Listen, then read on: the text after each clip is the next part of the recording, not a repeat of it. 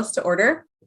Welcome everyone to the Wednesday, July 21st electronic meeting of the Ann Arbor Transportation Commission. This meeting is being held electronically to protect public health and safety due to the COVID-19 virus. We intend to conduct this meeting similarly to an in-person meeting. Public comment will be via telephone only. To speak during any of the public comment opportunities, please call 206-337-9723 and enter meeting ID 938-5500-0747. I'm going to ask Kayla to call the roll. Thanks, Molly. I will now call the roll. Please say here when your name is called. And I have been notified that Commissioner Lee will be late, so I'll mark him as absent for now and update the attendance when he joins. Otherwise, please say here when your name is called. Commissioner Balderrama? Here, and I'm calling in from Chicago, Illinois today. Thank you. Commissioner Boland? Councilmember Briggs? Here from Ann Arbor. Commissioner Felt? Here from Ann Arbor. Commissioner Hadamaki? Here from Ann Arbor. Commissioner Hull? Here from Ann Arbor.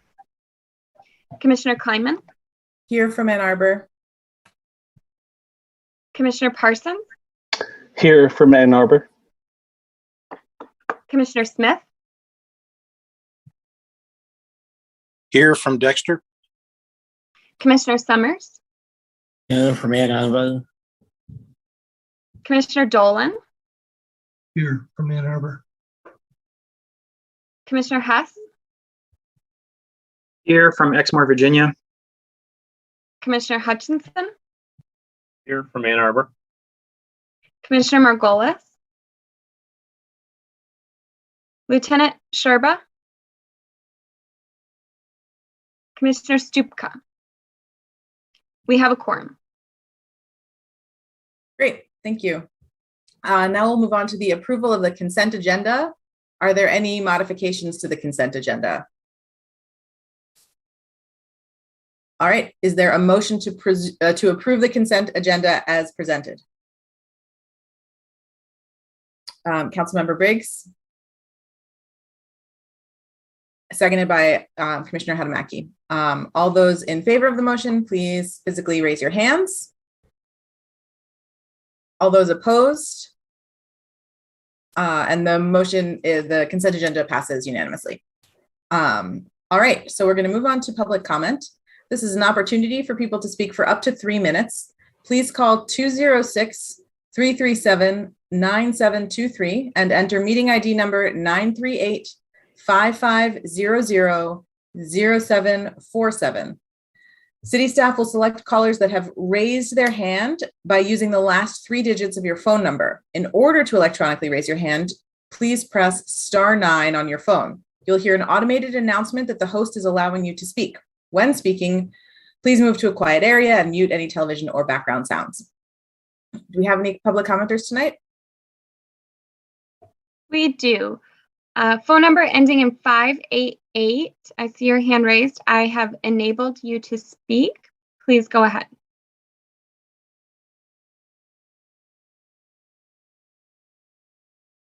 Hello.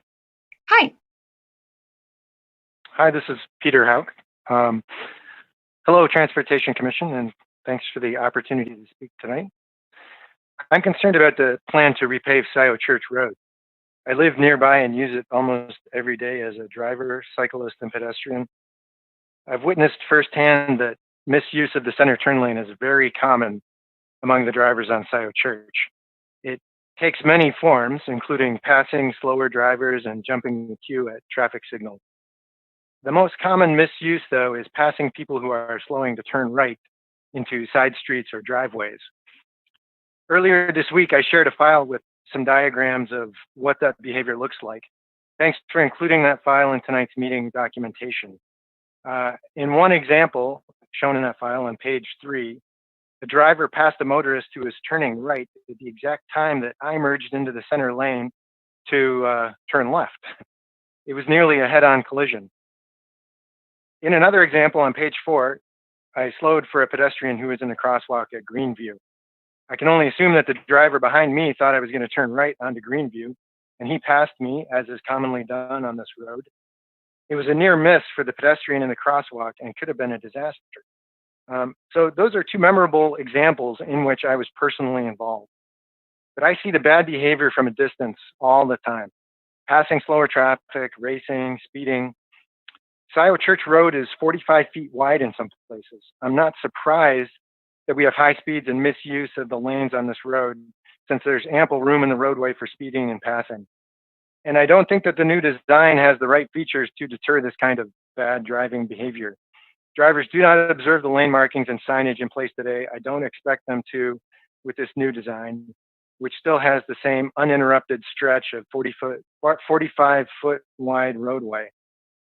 The last diagram that I sent you on page 6 shows the plans for the crosswalk at the intersection with Churchill and the kind of pedestrian crash that I'm worried about happening there. A driver slows for a pedestrian in a crosswalk, and an impatient driver passes them because they think they're turning right. I'm genuinely afraid someone will get hurt this way.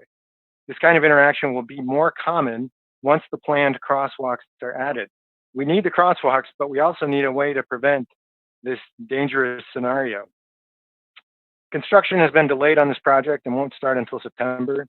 This delay in the project is an opportunity to rethink the plan and include the features that will deter these dangerous behaviors on Scioto Church and improve safety for pedestrians and motorists. One last point here. The design in this plan is based on Ann Arbor's crosswalk guidelines. There's no refuge island, no lighting, not even an RRFB. I'm not sure where the missing piece is here, but if we use inputs from Scioto Church, like speed and width, and the output of the crosswalk design guidelines is this design, then something's not quite right. We need to take another look at the crosswalk guidelines. They need to be adjusted in order to properly align with the kind of pedestrian-friendly infrastructure that we need in Ann Arbor. Thanks for your time tonight. Feel free to contact me with any questions, or even feel free to stop by so we can check out the situation on Scioto Church Road together. Thank you. Thanks very much. That's really helpful. Are there any other public commenters tonight? There are not. Okay. As usual, if someone gets through a little bit later, we can always pause the meeting and make time for more public comment. So next up, we have Raymond Hess, who will present a status report on the Speed Reduction Committee's recommendations. All right. Thank you, Madam Chair and Commissioners. So included in your packet is a memo that we put together at the request of, I think, several different Transportation Commission members who had asked for an update on the Speed Reduction Committee recommendations, where we stand with those. You may recall that we were giving monthly updates on these a while ago, but then we phased that out in lieu of some of the other work that was going on. So it might make sense for us to make this an annual report. If that's something that the Commission desires, we can maybe discuss that after we go through the report to see what your preference will be in receiving these updates in the future. So the first recommendation was for dedicated funding and staff. And so there is some language in the memo that kind of breaks those two up into funding and staffing. When speaking about funding, we highlight that the city sets aside 5% of its fuel and gas tax, and that goes to what we call the ALT fund. And the ALT fund is used exclusively for bicycle and pedestrian projects and maintenance. Also in recent history, the city has dedicated funding from the county mental health millage rebate to go towards crosswalk improvements and school safety improvements in recent years. And that number totals several $100,000 annually. But it's been kind of a special allocation. It isn't a real recurring cost just yet, so that's why I didn't put the exact figures in. And then, as I think many of you know, we reported on this at your last meeting. City Council did approve some special funding for different bicycle pedestrian safety initiatives and other quick builds, totaling nearly $700,000. And so all those are identified under the funding. For staffing, what I did is I gave a little bit of history about how the transportation team was created.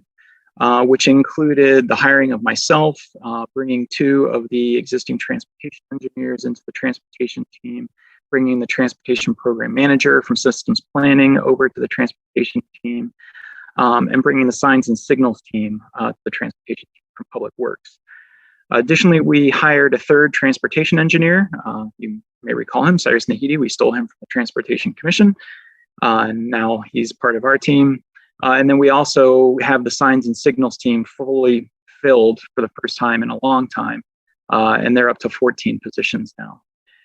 The last thing that I wanted to highlight here is that their City Council did approve a 4th transportation engineer with a focus on Vision Zero. We worked very diligently with HR to recruit for that, and we never found the right candidate. So that position is on pause for the moment, and we're having internal discussions about what we can do to either revamp that recruitment or possibly look at a different position that could advance our Vision Zero needs. Moving on to the second recommendation was related to road design, and that the city to adopt a policy of using safe systems to design roadways. Really, the thing I wanted to highlight here was the new transportation plan update, the moving together towards Vision Zero. I know many of you are familiar with this. We reported on it extensively to this commission. Most of you are probably aware that there are Tier 1 and Tier 2 safety corridors and intersections. This was all data-driven approach to identify these. And also identify some of the countermeasures that can be implemented to move that forward. The other thing that I wanted to bring to your attention is staff is currently working on, and hopefully will launch very soon, an implementation strategy scope, which, as mentioned in the budget piece above, was one of the special council allocations for this coming year. So we do hope to kind of really take the transportation plan and put it into action with an implementation strategy. 2 other things to note in this space. The city is currently updating its street design standards, which we call the Orange Book. These are actually the specifications for all aspects of city work, whether it be infrastructure or utilities or whatever the case may be. But the part that the transportation team pays attention to the most are streets, bike lane standards, things like that. And so we are updating those to bring those up to reflect kind of the most contemporary standards that we use at the city. And then the last thing I wanted to note in this space is the improvements to the capital improvement program prioritization process. That process was overhauled in 2020, and the scoring matrix included and incorporated elements of the moving together towards Vision Zero transportation plan, which at the time was a draft, but we felt it was important enough to bring in those 2 safety corridors and intersections, give them added weight, so that if a project was occurring along that corridor at that intersection, if it addresses the safety needs, then it would get promoted in its scoring. The third recommendation was to increase enforcement efforts. And so there are a couple things that many of you are probably aware of. The police department currently has a traffic enforcement request form. And this is used extensively throughout the community and even internally, where members of the community can report traffic concerns, or speeding concerns, or whatever the case may be, on collector, arterial, or even neighborhood streets.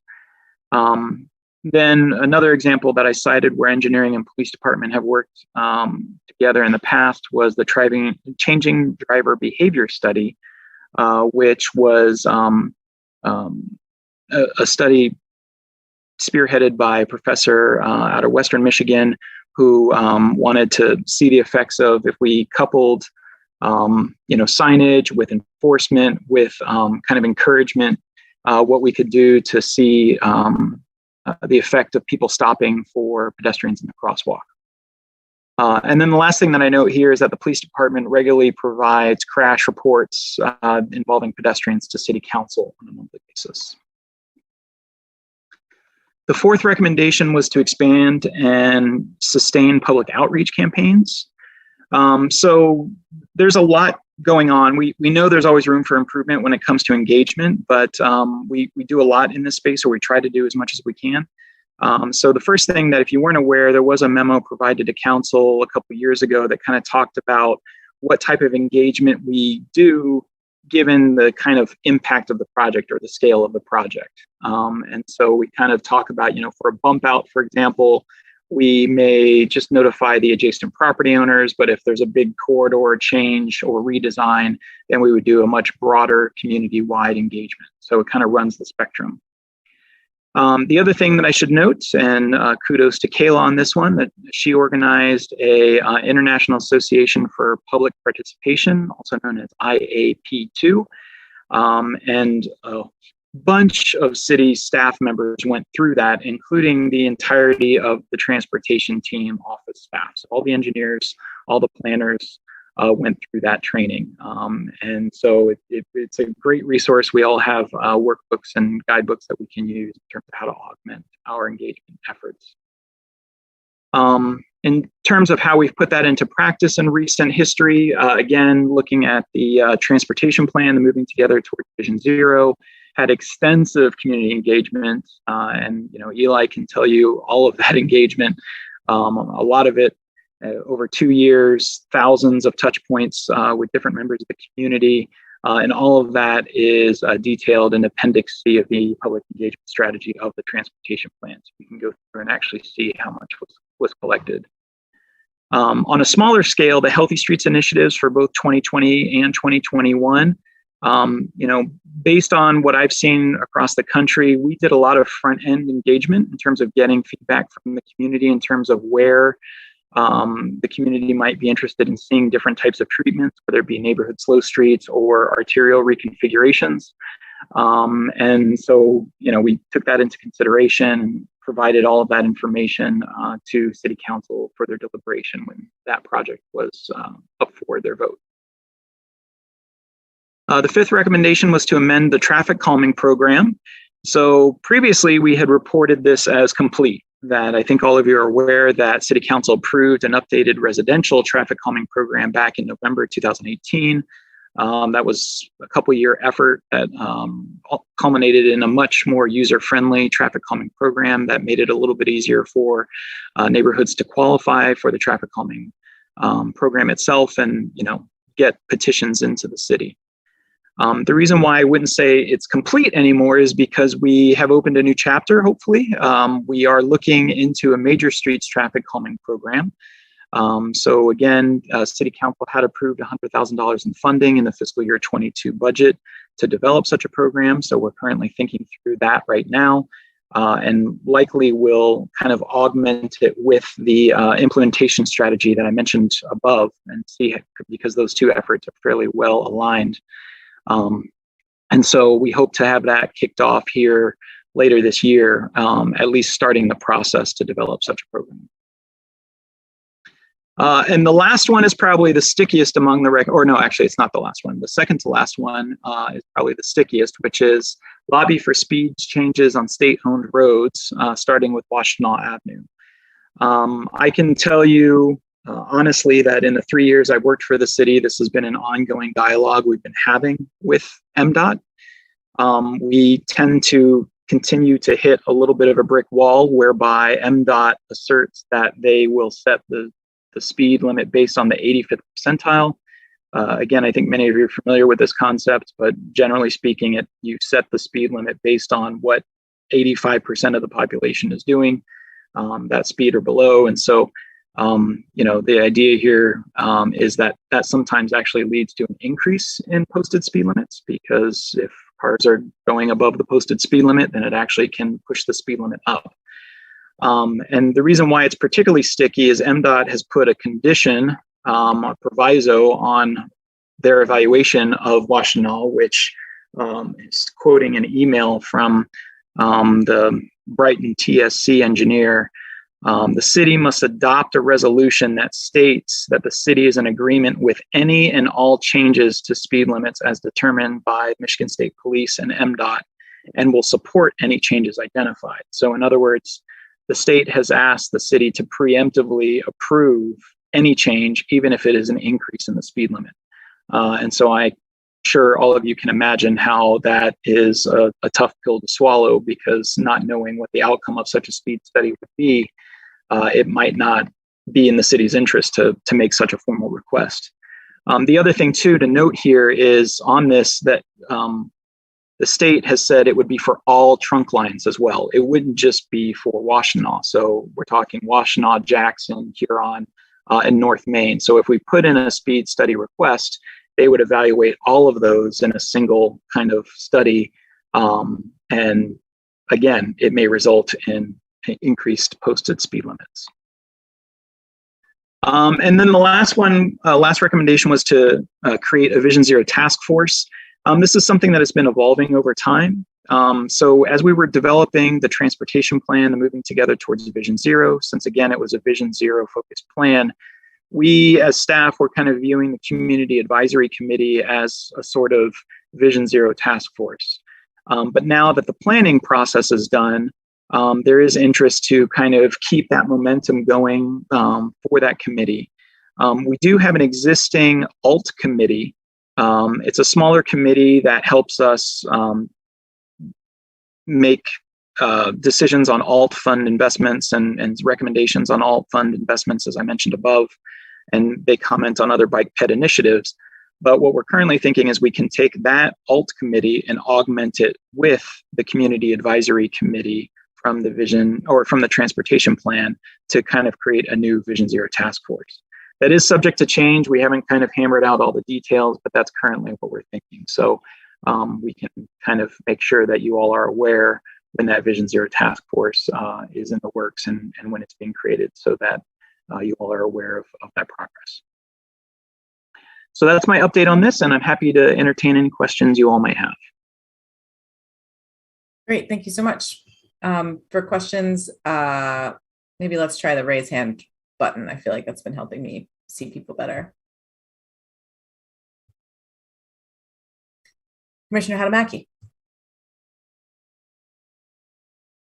Thank you.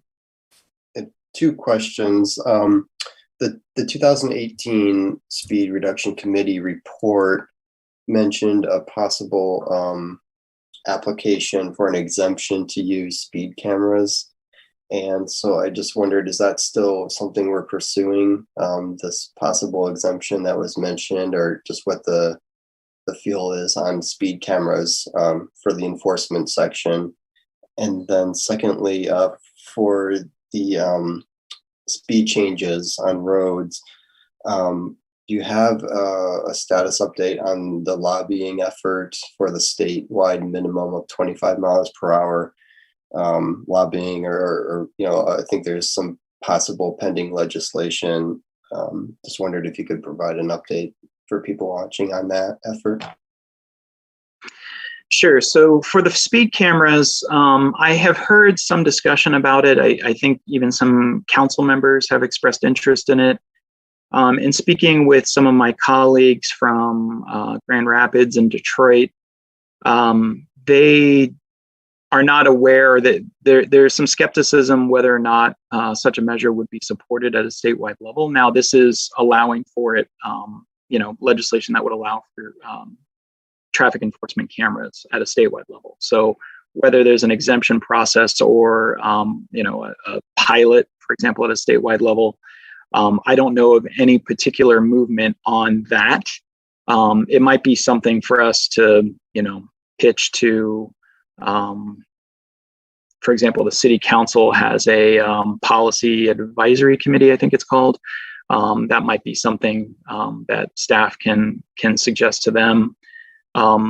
It's always interesting because, at a staff level, we're not really allowed to lobby, right? I mean, there are chains that we have to go through. That the city has a lobbyist, but that goes through the city administrator and others, and oftentimes reflects what council's priorities are. So there's a little bit of making sure that we're following kind of proper protocols. But to be honest with you, on the traffic camera enforcement piece, I don't know of any tangible movement that's being made at this time. I know it's been talked about. I know we've talked about it with other communities in the state. I just hear a lot of skepticism as to whether or not it can actually get passed, especially with the Republican legislature. And then to the second point, admittedly, I don't have a status update on the ability for posted speed limits less than 25 miles per hour. Commissioner Hadamaki is absolutely correct. Currently, right now with the state legislature, our understanding is that you cannot set a speed limit less than 25 miles per hour. There's some that might be open to some interpretation, but that's been kind of our contemporary interpretation. And so, again, this is another thing that's been talked about, but I don't know of any movement on it. Well, there has been some legislation that was proposed, but I don't know the latest. We can follow up with you on that. Kayla, that might be something we can just make a note. I can try to follow up with John Fournier, see if he has the latest on that. Great. I will say, I have concerns about speed cameras as policy for all kinds of reasons. We've talked about, Commissioner Balderrama has suggested that we sort of get, we learn a bit more about speed cameras, both in terms of effectiveness, but also in terms of larger implications for privacy and disparate impacts. And so that's something that we've been talking about, figuring out how to bring an informational item to this body to talk a bit more about that in the future. So there's a piece of that we've been thinking about too. So next is Commissioner Parsons.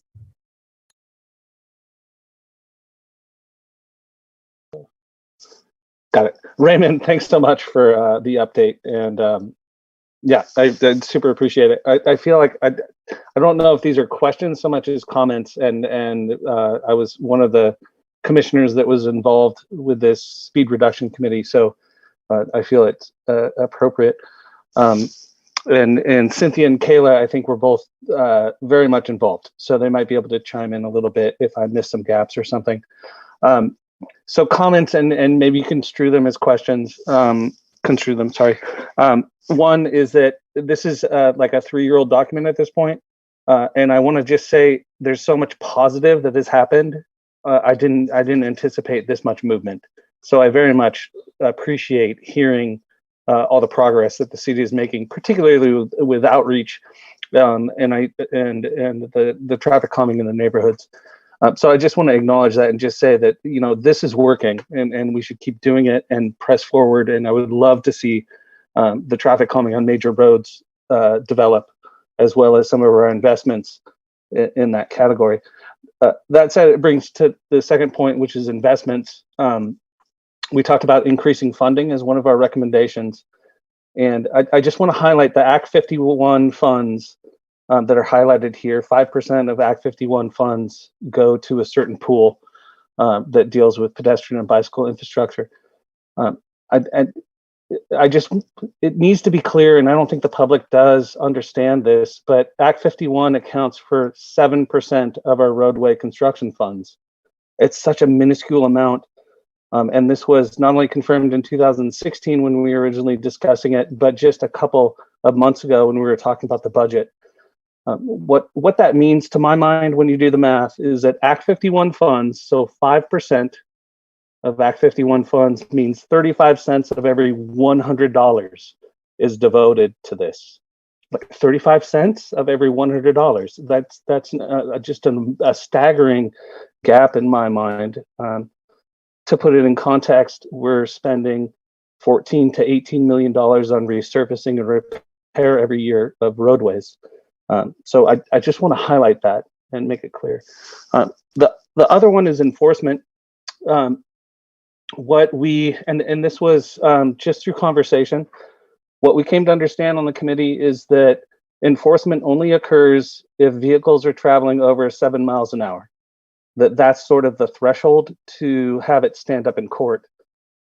As everyone knows, 67 miles an hour versus 60 miles an hour is not that drastic of a change. It's going to be catastrophic either way. But 25 miles an hour versus 32 miles an hour on a neighborhood street can be the difference between life and death. And so our recommendation at the time was to enforce everything. Give people tickets for 26 miles an hour. Give people tickets for 27 miles an hour.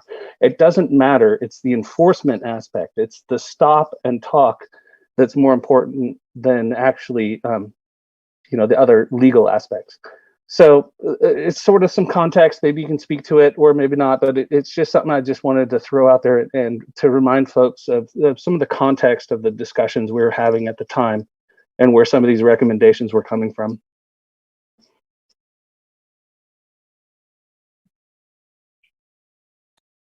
Yeah, Commissioner Parsons, I thank you for the comments. I don't know if I have much extra to add to it. I don't know if anyone else on the call wants to, piggyback off of Commissioner Parsons' comments or reply to those, but, like you said, they're comments, so I don't know how to follow up on that. All right, thank you both. Councilmember Briggs. Thanks. You'll get to hear me and my dog. It just started going crazy upstairs. Yeah, he's moving. So just an update from the policy committee, which I serve as a liaison as well. The issue of speed cameras and advocating for better sort of reduced speed legislation. Those items are currently incorporated into our policy documents, and so should anything come up before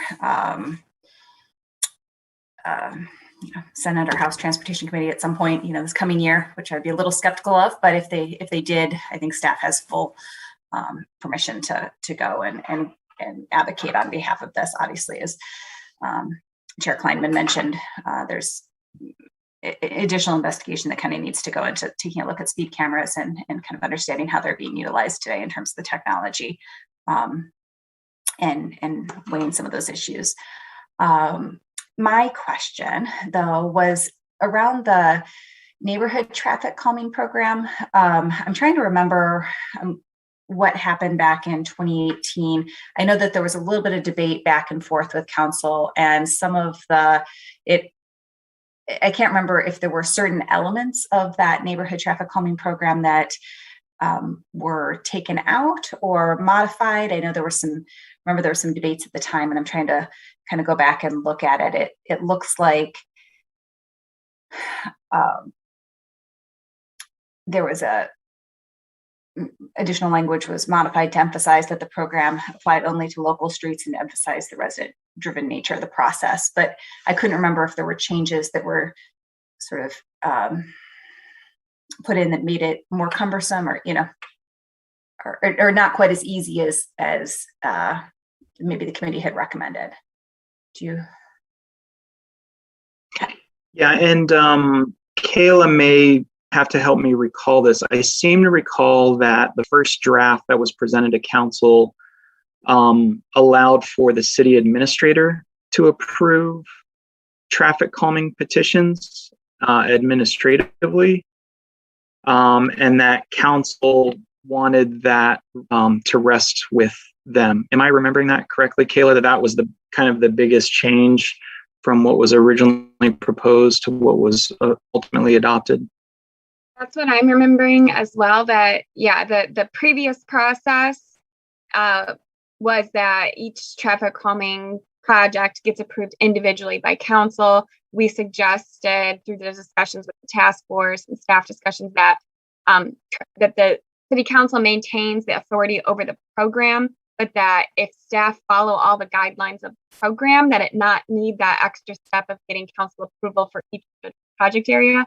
That was not supported, and that's where I think we went to council and then came back later with a revision that allowed for council to continue the process they'd been doing. So it wasn't a change from the historical process. It was just, the suggestion was an attempt to make it a little quicker and easier, maybe to follow the policy that was set, but not need to approve individual.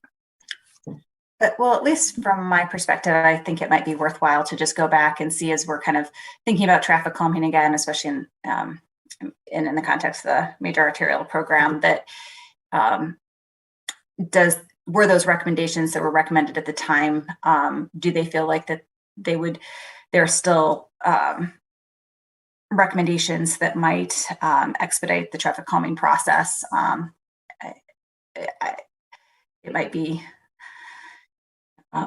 what I hear from residents is all across the city is, but definitely across the board, is that people want traffic calming everywhere. And the problem is really getting it everywhere and having the funds and resources to do that. So if there are ways to make sure we're following our policy documents and guidance, but kind of speed up this process a little bit, that's something I would be willing to entertain and bring forward to council if it feels like it would be helpful. Yeah, and if I may just add on to that, you're absolutely right. There was a lot of discussion about the major streets traffic calming as part of that last traffic calming update back in 2018. We ultimately deferred that decision to some point in the future, which hopefully we will, be discussing in more depth here shortly. Part of the reason for that is, the neighborhood traffic calming program is really set up to be a neighborhood traffic calming, right? The whole structure, the petition process, how we engage with the neighborhood, the tools in the toolbox, all of those are really geared towards local neighborhood streets. And we didn't feel well equipped to try to tailor that for major arterials. Because, if you think about how the petition process might be different, right? Because the people using an arterial are much broader than the people using a local neighborhood street. And then the tools in the toolbox might be different as well. So that's why we really deferred that discussion. And hopefully, like I said, we'll be kind of picking that discussion up here shortly. But you're absolutely right to highlight that as a major point of discussion in the 2008 development program. It was just something we didn't feel very well equipped to be able to address at that time. Commissioner Balderrama.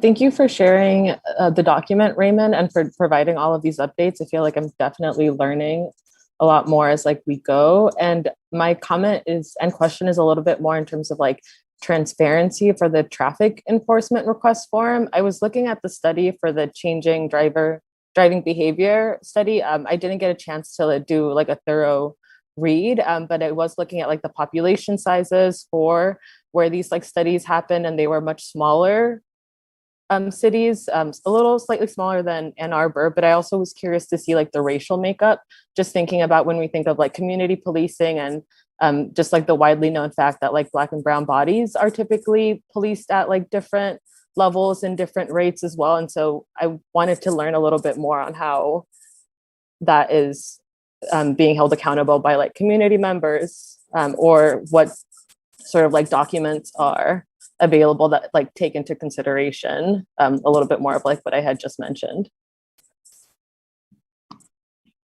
Yeah, I probably will do a poor job of addressing your question directly, so I may ask for help from Cynthia and Kayla and others on the call who are a little bit more involved. My understanding of the construct of the study was really looking at, there were a handful of crosswalks that were picked throughout the community. And we had a pedestrian cross back and forth across the crosswalk and observed the stopping rates of vehicles. And we established a baseline study, without any enforcement or signage or anything like that. And then after some of, the study carried forward, then that was augmented with enforcement, signage, and then even, under encouragement, we had signs posted throughout the community in terms of what our yield rate or stopping rate was up to. To my knowledge, and Cynthia and Kayla can correct me if I'm wrong, maybe Cynthia in particular, I don't think we tracked racial or any other demographic information as part of that study. That does not jump out to me. Honestly, I can't recall what decisions were made in terms of the locations. I think the locations were more about what infrastructure was available and the ability to do the enforcement. But I see Cynthia's turned her camera on, so maybe now I'll be quiet and let her correct everything that I maybe misstated. I just wanted to good evening, everyone. Cynthia Redinger, I'm one of our transportation engineers. I just wanted to support what Raymond was saying. The study was designed to quantify the effects of a high visibility enforcement program. So we did not specifically collect any profile data. And the researcher at Western Michigan University, I don't believe did either. I don't know, we might be able to go back and pull out the citations that were issued and double check some of that. But what I will say is that because it was such a high visibility program, there were a lot of things in place. First of all, we talked about it and advertised it ahead of time. Secondly, there were actually signs that were up in place that said, like sandwich board style signs on the side of the road that did notify motorists that they were entering an enforcement area. And then the way the enforcement itself happened was there was a 5-officer team that was in place, 2 officers at a safe place at either end to stop a vehicle in each direction. And then there was an officer watching our pedestrian. And when the pedestrian approached the crosswalk and got just toes in, then the officer who was monitoring would call down to the other officers the make and model and color of the cars that were not stopping for that pedestrian who was there at the crosswalk. So as far as that goes, I think that it was designed to be as equitable as possible. That's all I had.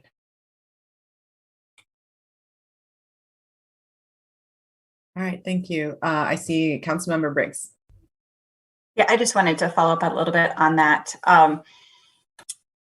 This is in terms of kind of how policing is done in our community around transportation. I think one of the things that has happened in this past year is that we've hired a data analyst for the police department, and we know what kind of national statistics look like on this, but what we don't have is really local data on a lot of these issues. And so we just need to be methodical about taking a look at our own data and understanding, does it align with kind of national trends or doesn't it? And I think that allows us to figure out where to place additional attention, where it's warranted and where it isn't. So, and I think that's one of the questions, one of the debates around speed cameras as well. I mean, they offer potentially an opportunity to be perceived as very equitable in terms of enforcement, because we know from some of the data that what allows for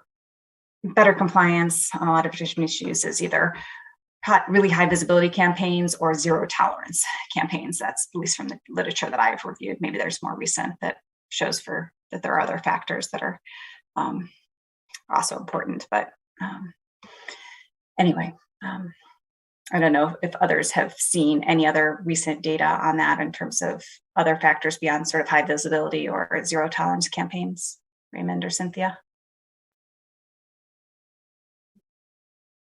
Those are the two that come to my mind as well.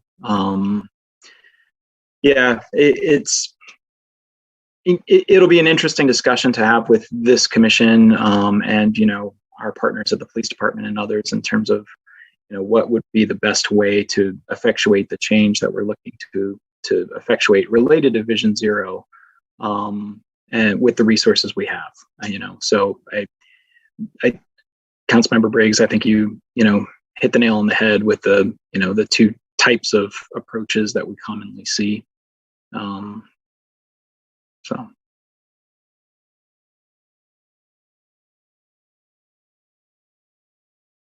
Okay. I have a couple of questions. I think it's my turn.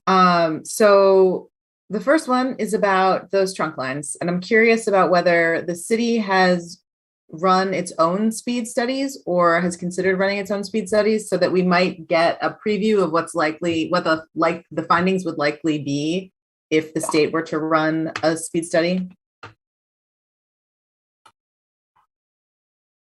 Well, I would have to, I don't think we've done a speed study in the traditional sense of doing a full speed study. I think we do have some data about speeds and traffic volumes.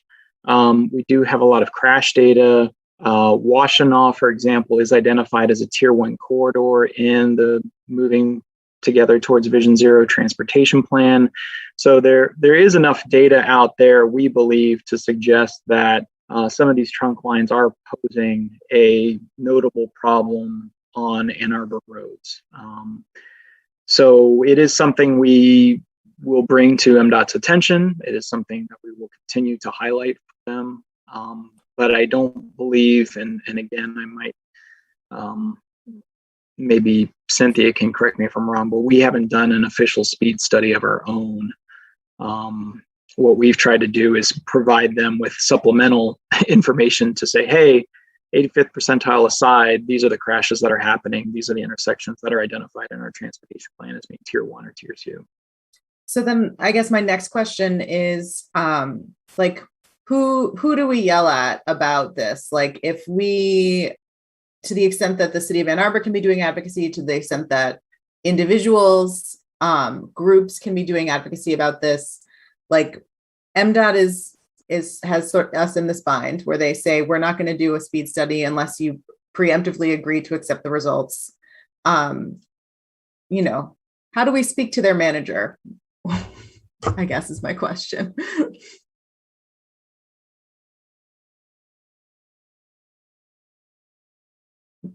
No. I was hoping that if I paused long enough, someone else would jump in, but apparently that didn't happen. I could say MDOT's director lives in Ann Arbor. Right, there is. Okay. Yeah, so there's the MDOT director. You know, there are elected officials at the state level. You know, there are mechanisms. Right. It's just, this is so clearly an ongoing problem. We're in this stalemate. I'm curious about what the levers are to move things forward, preferably in our direction. So it sounds like maybe state reps, maybe, you know, MDOT director who lives in town. I understand that there are things that council can do, but for those of us on the commission who are just residents and volunteers with energy and frustration, I'm curious about what we might be able to do with some of that. And so then my next question, it seemed like you were hinting that major streets traffic calming is on the horizon. And I'm also curious about, I guess, timeline for that. And if there are things, again, that we as a commission or we as individuals can help do to move that forward. Yeah, and thanks for highlighting that, because I realized I did gloss over that a little bit. So included in the fiscal year 22 budget, which just started 21 days ago, council authorized 2 different pieces that we're probably hoping to merge together. The first is the implementation strategy for the transportation plan. The idea here is that, you know, the transportation plan is a great document, but it's a big document and it's fairly ambitious. And so the idea is, what are the things that we can do in the short term that will have the impact that we hope to achieve related to Vision Zero? You know, where is it that we can put hardened center lines, for example? You know, some of you are familiar with some of these newer concepts that we're exploring. Where would a hardened center line make the most sense, for example? And I use that as kind of an example that may or may not manifest, but just to use it as an exemplar. Then the other piece is this major streets traffic calming program. Again, council gave some budget for that as well. Now, we do feel the two are compatible, right? So the implementation strategy looks at our tier 1, tier 2 safety corridors and intersections, and really wants us to focus in on those areas to achieve Vision Zero. Well, major streets traffic calming is kind of related too, right? So if there's a corridor that is identified, whether it be an arterial or collector, where it's identified as a tier 1, well, it stands to reason that it would maybe benefit from some type of traffic calming, some sort of speed reduction. So what we are currently working on is a scope to put out to bid to get a consultant to help us with this work, both the implementation strategy and the major streets traffic calming. The two of these, while we think they're compatible enough that a single firm or a team of consultants can help us with it. They will be probably on two different trajectories, because we want the implementation strategy to happen relatively quickly. Because we have budget, we want to implement this fiscal year before June 30th, so we can't wait years to do it. So hopefully we'll say within about a 4-month period, or by January or February or so, we'll have kind of a whole list of projects that we can implement before, with the next construction cycle. That's our hope. With the major streets traffic calming, we're still having some internal discussions about what that might look like. But the idea is that might take a little bit longer for us to suss out. Maybe it's a toolkit. Maybe it's taking the recommendations from the transportation plan on these tier 1, tier 2 corridors and coming up with a suite of sort of applications that can be put on those roadways or intersections. Or maybe we come up with a new process similar to the neighborhood traffic calming process. So we're still kind of noodling on that internally as staff, and we're hoping to release that scope though soon for consultants to bid on, probably within, hopefully this month, I think is actually our target. So it's something that I suspect we'll be bringing back before this commission as well to inform you about, the progress that we're making and the direction we're headed with that. But some of it is still in the works. Great. That's great to hear. Thank you. So it looks like we don't have any other questions. So we're going to move on to another item led by Raymond Hess, who is going to lead a discussion on the request for proposal process for implementing the recently approved transportation plan. So this is a nice segue into this next step towards implementation. Yeah, thank you. So again, we just touched on this, and I may phone a friend on this one as well, since I have the benefit of having a lot of the team here with me today. A lot of us are all working on it together. So so this implementation strategy, like I mentioned, it was approved in the fiscal year 22 budget. It is something that we want to make sure that we do right. Again, I think in the past, you've heard me say that a lot of our projects that we do are opportunistic. That is to say that if there is another road project that's happening, we will look to install a bike lane, we'll look to make crosswalk improvements. We do things kind of as add-ons to existing projects. What we really want to do with this implementation strategy is kind of flip the script a little bit to say, let's not wait for a infrastructure project to occur before we wait to improve this intersection. What are some of the quick build deployments that we can do in the short term that will mitigate the crashes that we're seeing at intersections or along corridors?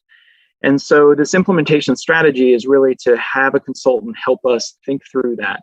There's a lot of good material in the transportation plan. So I want to reemphasize that this is not reinventing the wheel. What we're doing is we're taking the transportation plan and further refining it into tangible, actionable items. The transportation plan did a great job at a systems level to identify the where, and in some instances even gave recommendations at a high level on what the possible what might be. So for example, at Washtenaw Hill, we talked a little bit about Washtenaw. There are recommendations about possible solutions given the crash patterns. These are the things that might be considered at that intersection.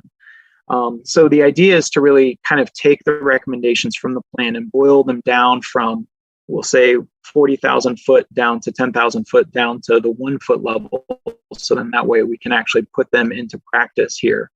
What we're anticipating is that the implementation strategy will come up with maybe like a 5-year plan. That's kind of the current thinking, whereby we would have some projects ready to hit the road again this next construction cycle before June 30th. But then we would also have a slate of projects that we could do the year after that and the year after that. That's the hope. And so it is something staff have been kicking around a draft internally for a couple weeks now. And so I think we're getting really, really close. I just sent some comments on the latest draft just the other day. So maybe I can phone a friend on this one too. Mr. Cooper, Eli, if you have any additional thoughts or things you want to correct me on in terms of where we are at the moment, I'd appreciate any additional insight from you as well. Thank you, members of the commission. I'm Eli Cooper, the city's transportation program manager. Raymond, you're fairly on point, given the fact that you provided comments yesterday on the draft as it exists. We're in the process now of incorporating the last round of changes, doing one final round of proofreading and editing.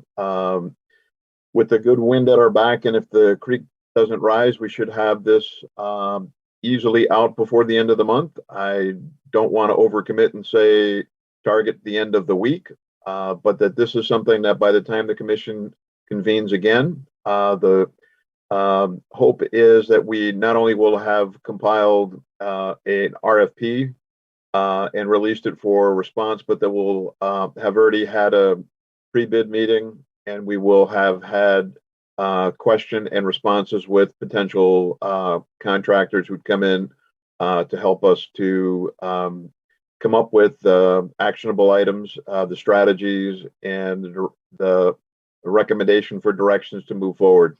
The only piece in addition to that I could add is that in addition to the projects as Raymond has outlined, some of the other conversation that the commission has had this evening, for example, about speed setting, that would also be on the agenda for the consultant to look at, because there are some communities around the nation, not necessarily within Michigan, who have been using creative strategies to implement speed changes.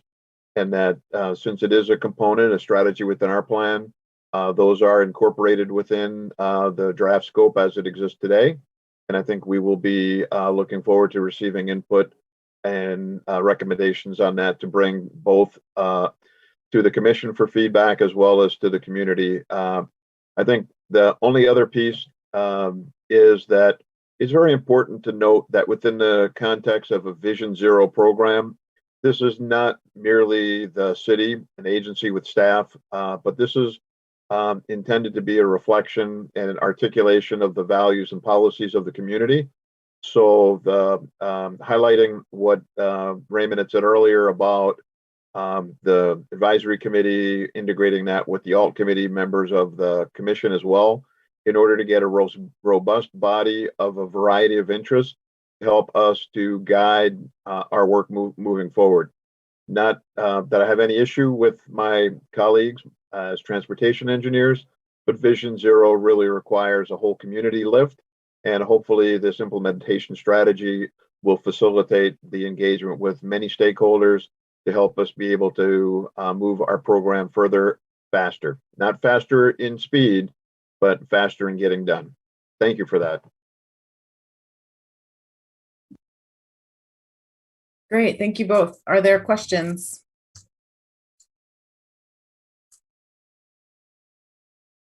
While people are thinking of questions, I'll just add that for those who may have seen in the homework guide, there was a call for volunteers. So the process with this type of request for proposal is that there'll be a selection committee to determine the appropriate consultant to award the contract to.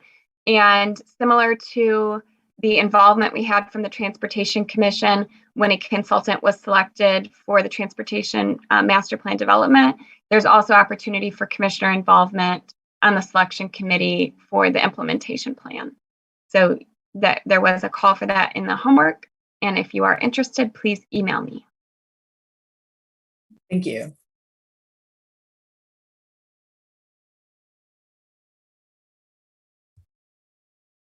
Not seeing any questions or comments. So I think we're going to move on. Thank you so much for that, Raymond. And now we are going to move on to Anna Pasek and Sydney Weissman, who will present a report on sharrows and signage and super sharrows.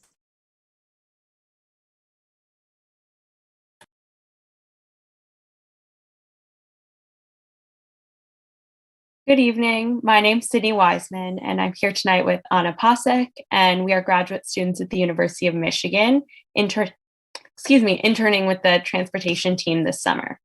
Anna and I have been reviewing various combinations of signs and street markings for shared bike and vehicle stretches of the road. And we're excited to share this research with you tonight. Our presentation will include an introduction, an overview of our research, and then our potential next steps. And then we're going to move into a discussion of our research findings and hear some feedback on the next steps that we present to you tonight. So these are the signs and markings that we researched, and all of which indicate shared roadways. So on the left, we have a sharrow, which is a marking on the street that signals to vehicles that bikers are going to be using that space, and they also provide directionality. Bicycle warning signs and share the road signs can be paired together to indicate shared streets. And finally, on the right, bikes may use full lane shows that bikes may use the entirety of the lane.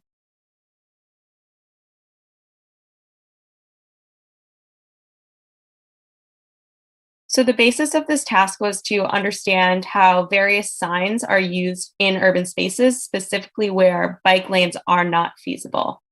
So we took input from peer cities, promising practices nationwide, and research studies in order to determine next steps for Ann Arbor. So here's a list of Ann Arbor's peer cities that all belong to the Smart Cities Collective. So we've compiled information regarding their signage techniques in this neat little table. We looked into some local Michigan jurisdictions, but were unable ultimately to find sources detailing their use of shared lane infrastructure. So we are working on further outreach efforts to understand how other signage practices are used throughout the state that might intersect with our work. But generally, bicycle warning and share the road signs appear to still be in use within most of these metropolitan areas. However, most communities have decided to move away from bicycle warning and share the road signs in favor of sharrows as traffic control measures on shared use roadways, or signage that clearly and simply reflects laws at the state level, and those laws refer to specifically bicyclist and motorist interactions. Additionally, these changes in signage or lane markings are being paired with educational campaigns in many areas, and these areas are seeing the most success relative to safety outcomes correlated with signage changes. Moving on to promising practices nationwide, we're going to start with the National Association for City Transportation Officials, or NACTO. They identified downtown areas as those best suited for shared lanes, since the difference in speed between cars and bikes is relatively low when there are high traffic volumes and therefore slower car speeds. NACTO also discusses how allowing bikes to use the entire lane will prevent accidents in the door zone, which is where bikes would crash into a car where the door is open while riding along the edge of the lane. The National Center for Transit Research notes that stretches between bus stops in the central business district are shorter than areas on the outskirts of cities, and this further slows vehicle traffic and minimizes the difference in speed between vehicles and bikes. Caltrans, or the California Department of Transportation, found that pavement markings alone don't enhance biking. And the current version of the Michigan Manual of Uniform Traffic Control Devices doesn't specify required shared lane signage. However, the bikes may use full lane sign is in the process of approval for certain uses where bike traffic is unexpected, such as at roundabouts. And finally, the League of American Bicyclists noted that biking is best when bikes are treated as a vehicle. So moving forward into some of the studies and more academic literature that we reviewed, there are some critical takeaways relative to these findings that we would like to present to you. So first and foremost, there is a very clear need for more universally comprehended signage that communicates the appropriate positioning of various roadway users, in addition to safety outcome-based impact assessing research. So there are no studies investigating the potential correlation of crash statistics and specifically bicyclist safety signage changes that have been published thus far for public view and use. However, there is a North Carolina State University behavioral study that investigated the comprehension of share the road signage as compared to bicycles may use full lane signage. And motorists and cyclists generally disagree on whether the share the road signage is directed at motorists only, at bicyclists only, or both motorists and bicyclists. And researchers found within the study that when the regulatory bicycles may use full lane sign was used, the correct road positions of the bicyclist and motorist were more easily and universally comprehended by the nearly 2,000 participants than when the share the road signage was implemented. So second critical takeaway that we'd like to share with you, changes in signage need to be paired with clear, concise and consistent educational and publicity campaigns for roadway users to be cognizant of the signage existence and what it means exactly. And then finally, traditional roadway signage, it kind of adds too much visual clutter to already overstimulating thoroughfares. And so lane markings are becoming more favorable for this reason. A recent Federal Highway Administration study evaluating sharrows presents a wealth of data that shows observed increases in spacing between motorists and others on the road, in addition to overall less lateral movement of those traveling on the roadway, which essentially equates to better positioning. However, a National Academics of Sciences, Engineering, and Medicine study and a San Francisco City report on sharrows both point to the fact that the current common sharrow treatment may improve positioning, but safety outcomes remain relatively the same as with traditional signage treatments. And so for this reason, we are recommending that the City of Ann Arbor experiment with super sharrows, as there is some discussion that the super sharrows could eliminate some of the issues that are being brought to light with the traditional sharrow. Moving on to next steps. So first, we must evaluate Ann Arbor's current signage practices in order to determine their efficacy. Next, we will identify locations for the implementation of super sharrows and make a request for experimentation with the FHWA. We will also identify locations for the bikes may use full lane signs. And then finally, we will gather feedback and suggestions from professionals and stakeholders on our discussions and on these locations. So if our experimentation request is approved by the Federal Highway Administration, we will begin our design and public engagement processes. And so that would entail creating design models and mockups first, and then requesting feedback on those models and mockups. Following, we plan to engage and educate the public and gather feedback from drivers, cyclists, and related organizations. And finally, we would begin implementation of the new signage technique. In summary, these alternative signs, the super sharrow and the bikes may use full lane sign, may improve the status of biking in Ann Arbor. So going forward, we'll look about updating current signage guidelines based on our peer cities research, promising practices nationwide, and stakeholder input. And once guidelines are drafted, we'll obtain feedback, and then we'll implement these new signage techniques. So thank you so much for your time, and we look forward to hearing your feedback. Thank you both so much. This was great. Questions?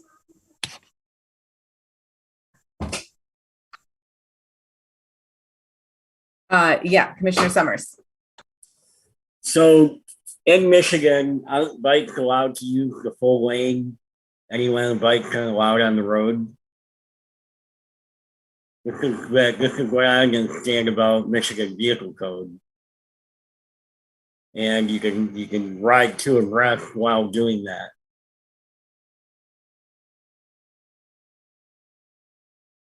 That's a question for, I guess, the engineers.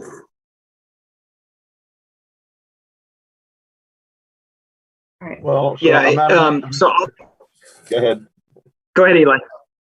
Well, so I was going to start with the preface that I am neither an engineer nor am I an attorney, but having worked in this program area for over 16 years, I'm very familiar with the MVC language.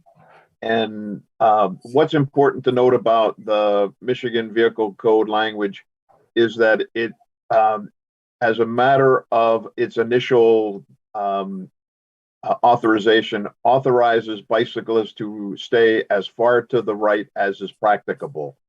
And so that is the general overarching guideline for bicyclists. However, and I don't have the exact MVC open in front of me, there are half a dozen or so exceptions. And some of the exceptions are related to the condition of the right-hand side of the road. So if there's debris, if there's broken glass, poor road conditions, cyclists are authorized to maneuver out into the lane around those impediments.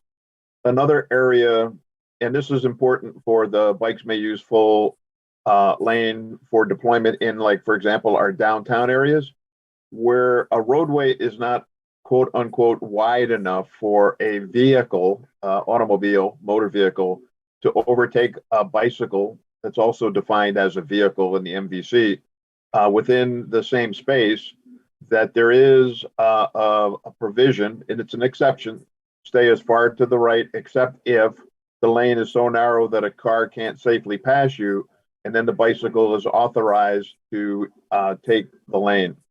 And so the Michigan League of Bicyclists work with MDOT and the state legislature and got authorization for the bicycles may use full lane sign that you've just been introduced to for application in the state of Michigan. We're looking at our downtown streets with parking on both sides as being an absolutely appropriate area for the identification of those signs that are both clearer, meaning a share the road warning sign from the information that was shared by the project team.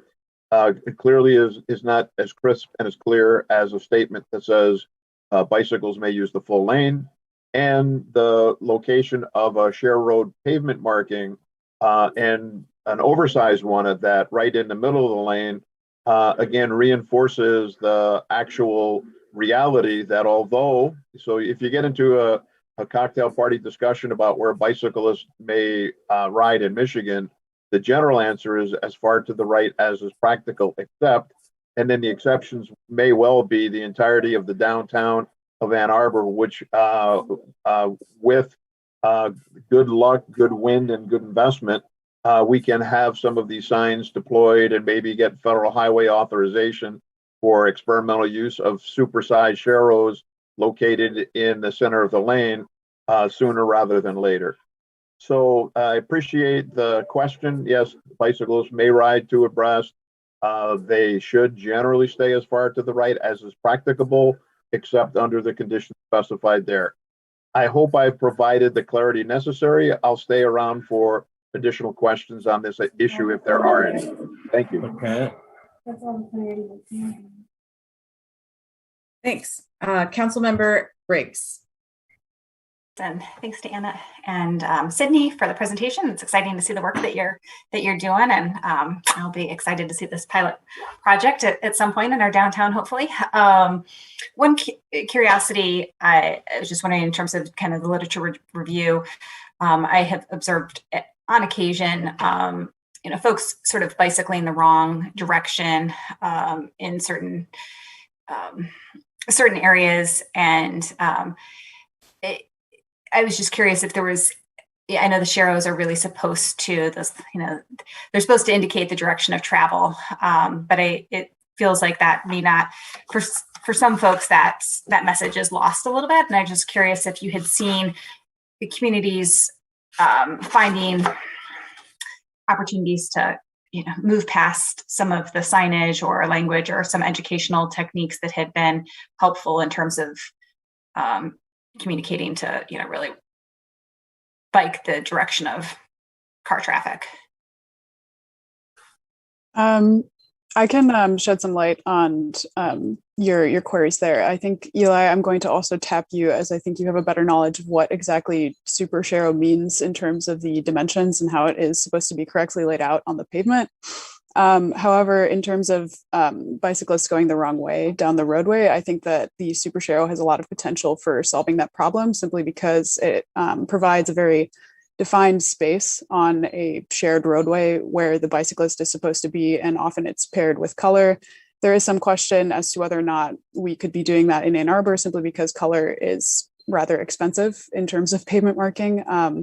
However, having that defined area in terms of the super sharrow, I think would help that issue. As it stands, the traditional sharrow, which you will probably see in the downtown environment of Ann Arbor, is just that simple bicycle marking with the 2 chevrons, and that's not always something that you will catch as a motorist or a bicyclist. So that's kind of another benefit of the super sharrow idea. But then in terms of educational programs, I think Grand Rapids has an outstanding one. It's called Driving Change. I can pull the link and put it in the chat for anyone who's interested, because I think that would actually be a great jumping off point for the city of Ann Arbor if we were to kind of, in terms of the all ages, all abilities commitment, launch an educational program in terms of, instructing people on how to safely cycle and how to, get around in a non-motorized format. But yeah, Eli, if you have anything to add, please jump in. I hope that answered your question. Thank you, Anna. And I'm going to just use this opportunity to begin that public communication education. I think it's important to note that the MVC, again, this is the regulations in the state of Michigan, define a bicycle as a vehicle. And just the same way that automobiles as a vehicle cannot drive in either direction in any place that a driver would choose, bicycles are required by the MVC, by law, to ride in the direction of travel in the lane that they're operating within. So it goes back to what, everything you've learned in kindergarten. You should always walk facing traffic, and you should always ride a bicycle with traffic. And so I would hope that for the folks who are at home watching, they can understand now that there is no ambiguity of which way to pedal if you're riding a bicycle or an e-scooter. You ride with traffic because you are operating a vehicle pursuant to the definitions under the rules in the state of Michigan. Clear as that. Great, thanks. And this is, I don't know if it'll be helpful or not.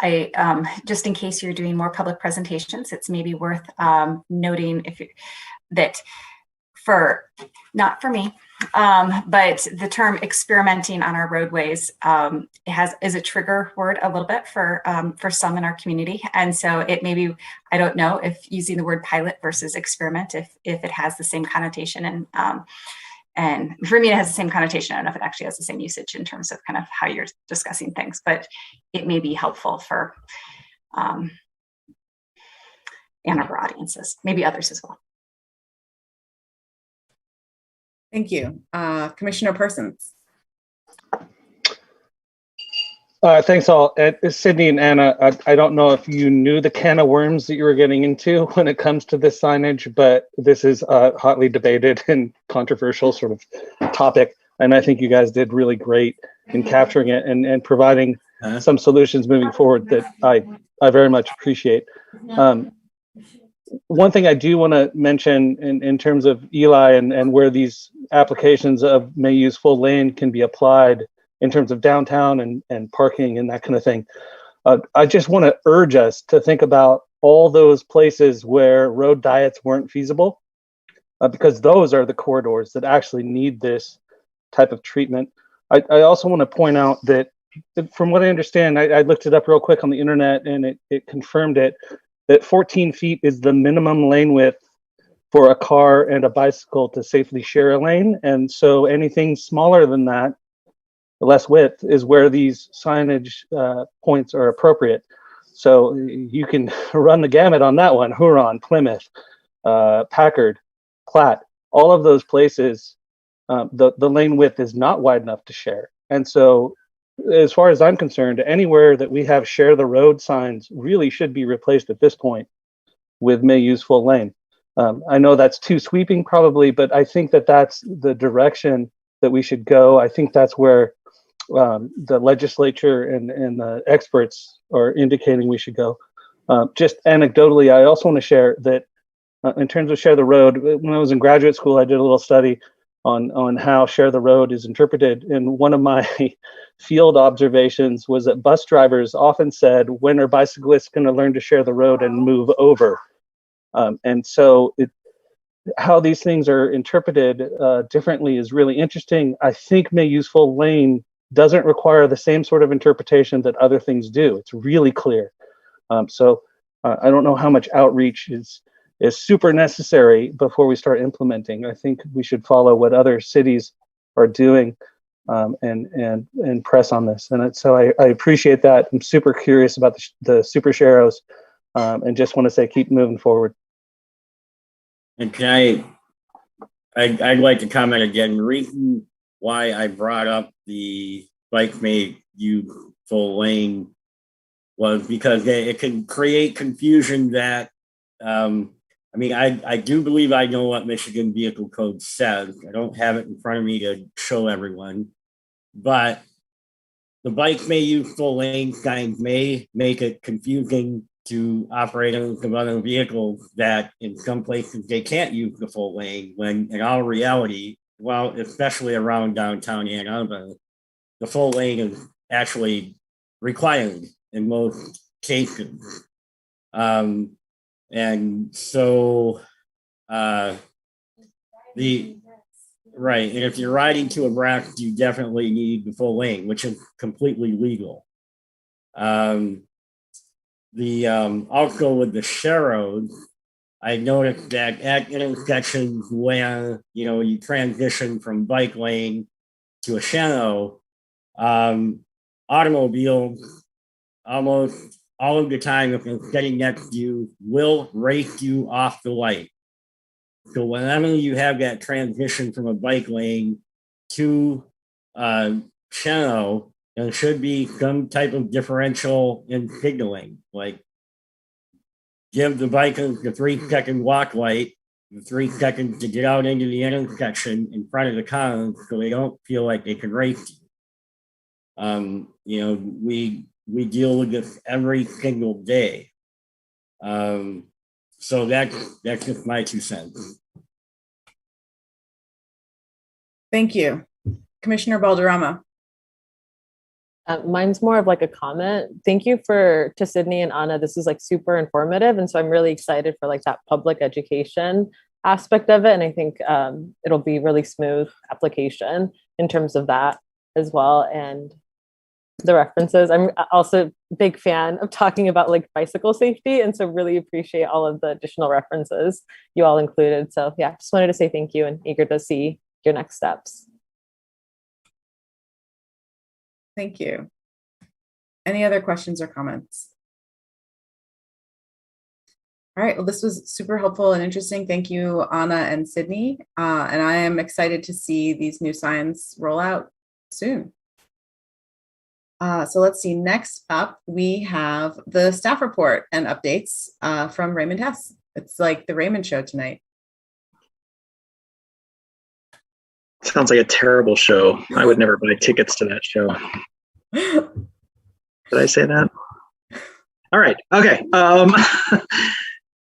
All right, commissioners, as is par for the course, included in your packet is the monthly update on transportation projects. I will kind of quickly go through them and highlight some of the changes from last month to this month. So under the 2021 construction projects, the annual street resurfacing project, there's an update there that construction is complete on the first phase of the residential streets, which included Baldwin, Brockman, Crestland, Eastover, Furdon, and St. Francis. And we're transitioning the second phase, which is Canterbury, Chesterfield, Cranbrook, Dorchester, Manchester, and Towner. Weather always plays a significant place in these things, so you never know how that works out, but hopefully that project will move forward. We are also working currently on the Packard asphalt path repaving, and this work is hopefully going to be completed here very shortly. Getty's Road water main, just a change in the schedule. It's now underway and is expected to be complete in September. Same thing with South Industrial concrete pavement repairs. Previously, we said it should be done by early July. Now it looks like it's by the end of July. Again, you may recall there were some big heavy rain events and things that happen that have pushed back some timelines of these projects. Scioto Church, similar. We had experienced a project delay. It was currently expected to be bid in August, but now it looks like it's going to be bid in September. And then this is for, right now, we anticipate that some aspects of the work will be done this year. I think you've heard me say this before: water main, stormwater, and sidewalks, and concrete paving at the Maple intersection. But the remainder of the work, including the lion's share of the resurfacing, will be pushed to 2022. But this fiscal year, so it'll just happen spring of next year once we can get back out constructing. Fuller Court sidewalk gap project is now substantially complete.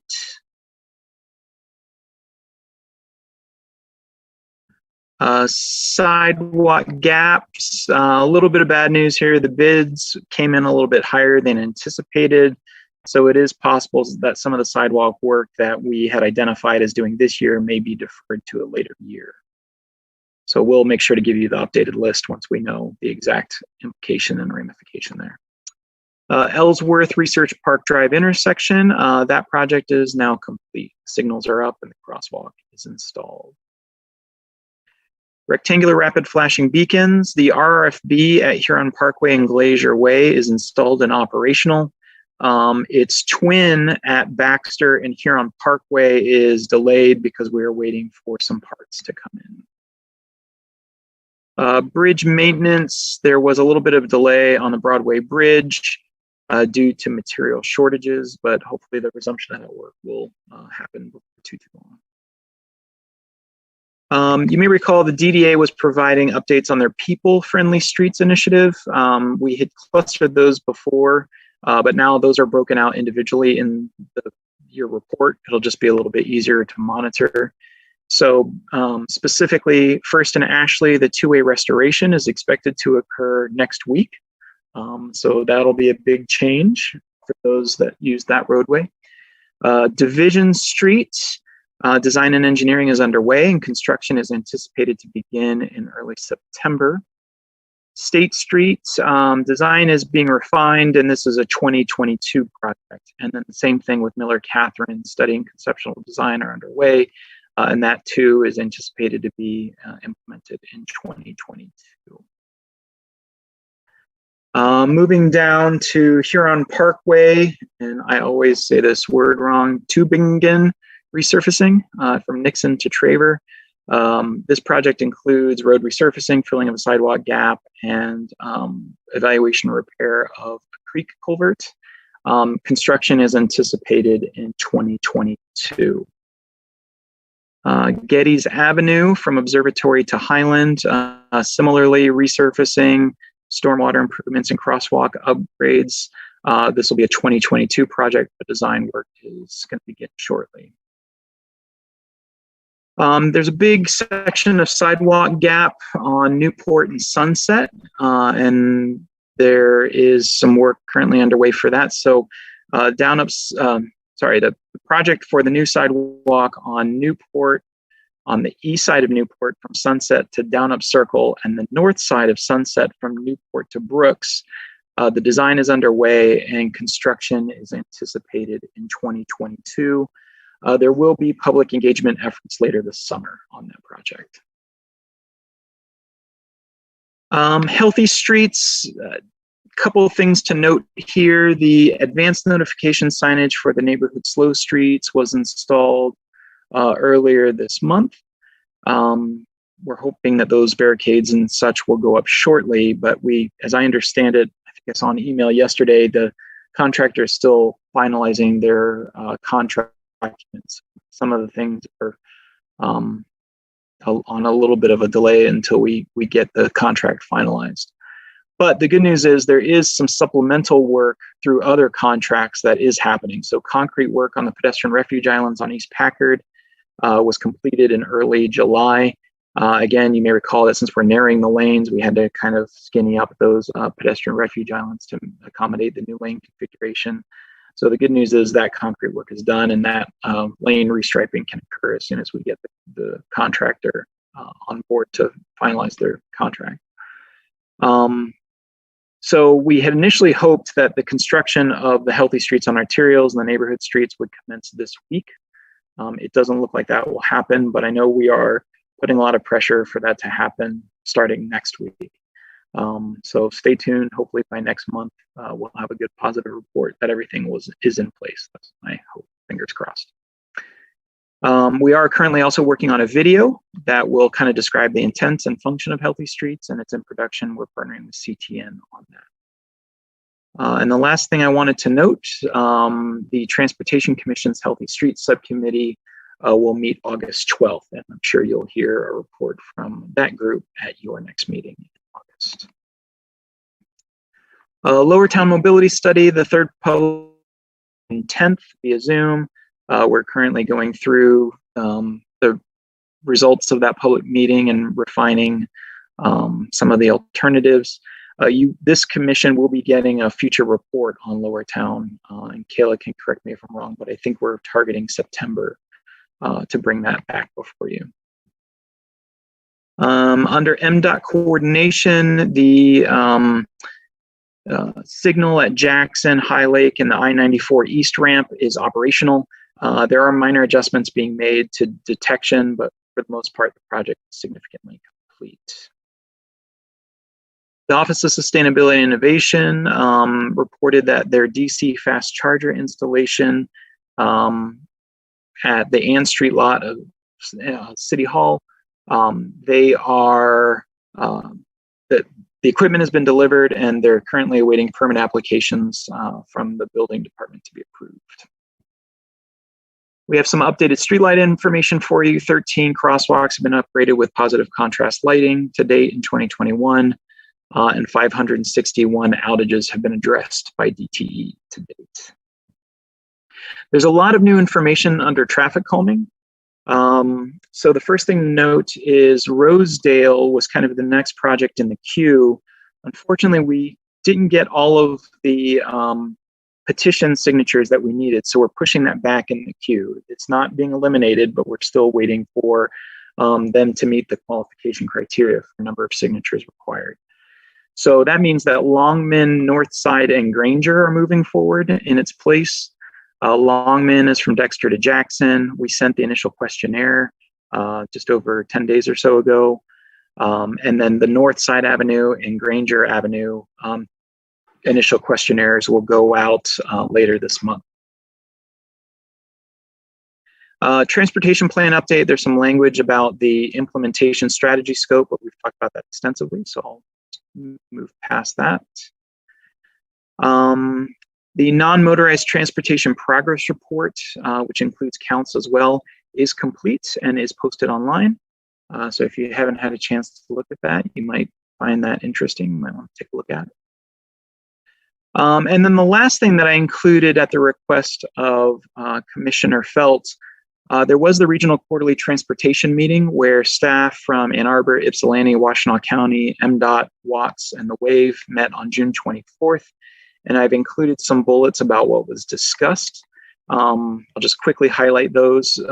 There is a federal grant application known as RAISE. There was talk of what is being pursued. It looks like there were some initial efforts to go after that funding, but it looks like will be put on pause. There was some discussion about the AAATA service restoration and proposed fare structure changes. You've heard from Commissioner Smith on this in the past, and so this similar information that was shared with this group. City of Ypsilanti is doing some work at West Cross and Hamilton and Huron near I-94. Obviously, if you have follow-up questions, I probably can't speak to them specifically, but we can follow up with City of Ypsilanti if any of you have particular interest in that. We discussed a complaint about the condition of the path on Washtenaw Avenue near US 23 and brought that to MDOT's attention for the need for some maintenance work out there and some kind of cleaning, things of that nature.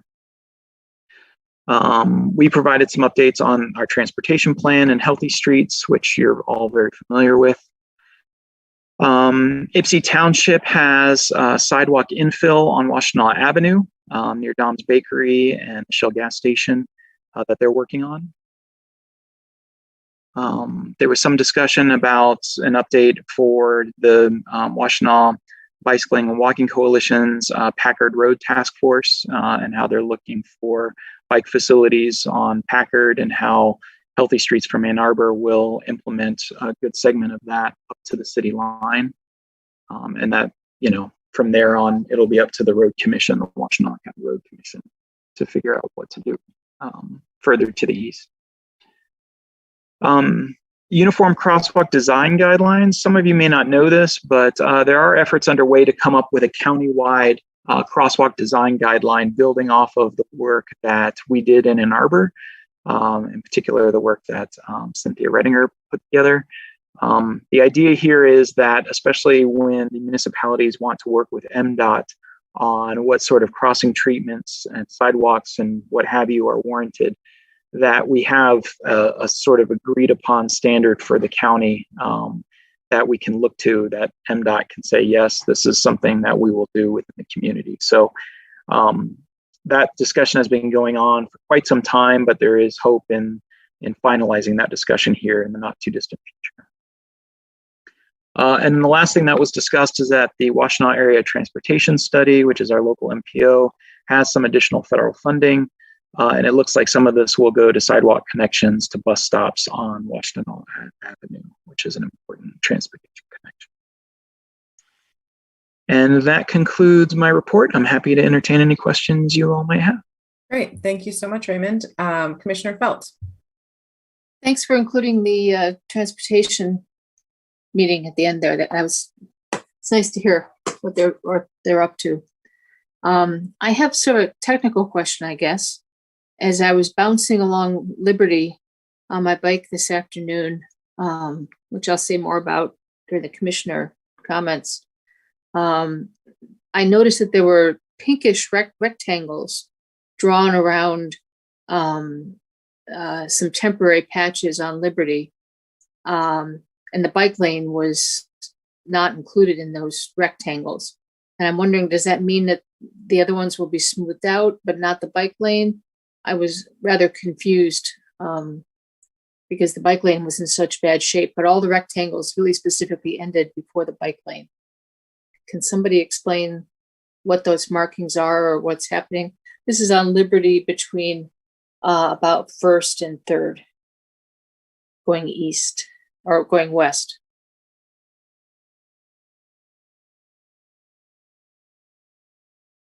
Pinkish rectangles drawn around some of the tracings. I'm afraid I'm not sure what that is for in that area. 1st and 3rd, that might be related to the DDA's project that's out there. I'll have to look into it further because I'm not sure what those are. Okay. I was mostly just hoping that the bike lanes would be included in the repairs, if that's what that is. Yeah, I'm afraid I don't know what that is off the top of my head, but I'll make a note of that to look into. Thanks. Commissioner Hadamaki. Thank you. Quick question about the sidewalk gap filling, the issue with the bids coming in higher than expected. Do we have an understanding of why, and do we anticipate it being a this year issue or a long-term issue that we might have to deal with throughout the length of the sidewalk gap millage? Are there sidewalk gaps that really could just fall off the priority list because of this, or is it hopefully just a this year thing? And secondly, I just want to confirm that for the countywide uniform crosswalk design guidelines effort, that's only around the crosswalk design. It's not around trying to get other municipalities on board as far as crosswalk laws about vehicle stopping with a pedestrian at the curb, right? It's just about the design of the crosswalk itself. I'll take the first part there, and then I'll turn it over to Raymond or his team for the second part. I'm hoping that the higher prices were maybe just a this year thing. We did bid this one later in the season because we didn't have funds available until after July 1st. So, and we had to kind of, once the millage was passed by voters in November, we had to throw together plans and everything in a relatively short time frame. So, I guess it's a wait and see on that end. Once we didn't do a whole lot last year because a lot of things were deferred until after the millage. So we'll start building a data set for future, for future estimating purposes. But stay tuned, I guess. And then to your second question, yes, it is about crosswalk design guidelines. It is not about crosswalk laws, right? So the, stop or yield or, before the crosswalk. So my understanding is it's really just about having a sort of countywide consistent guideline that can be used across multiple jurisdictions. And I know Cynthia Redinger has been involved in that initiative. I don't know if she has anything extra she'd like to say on that point as well.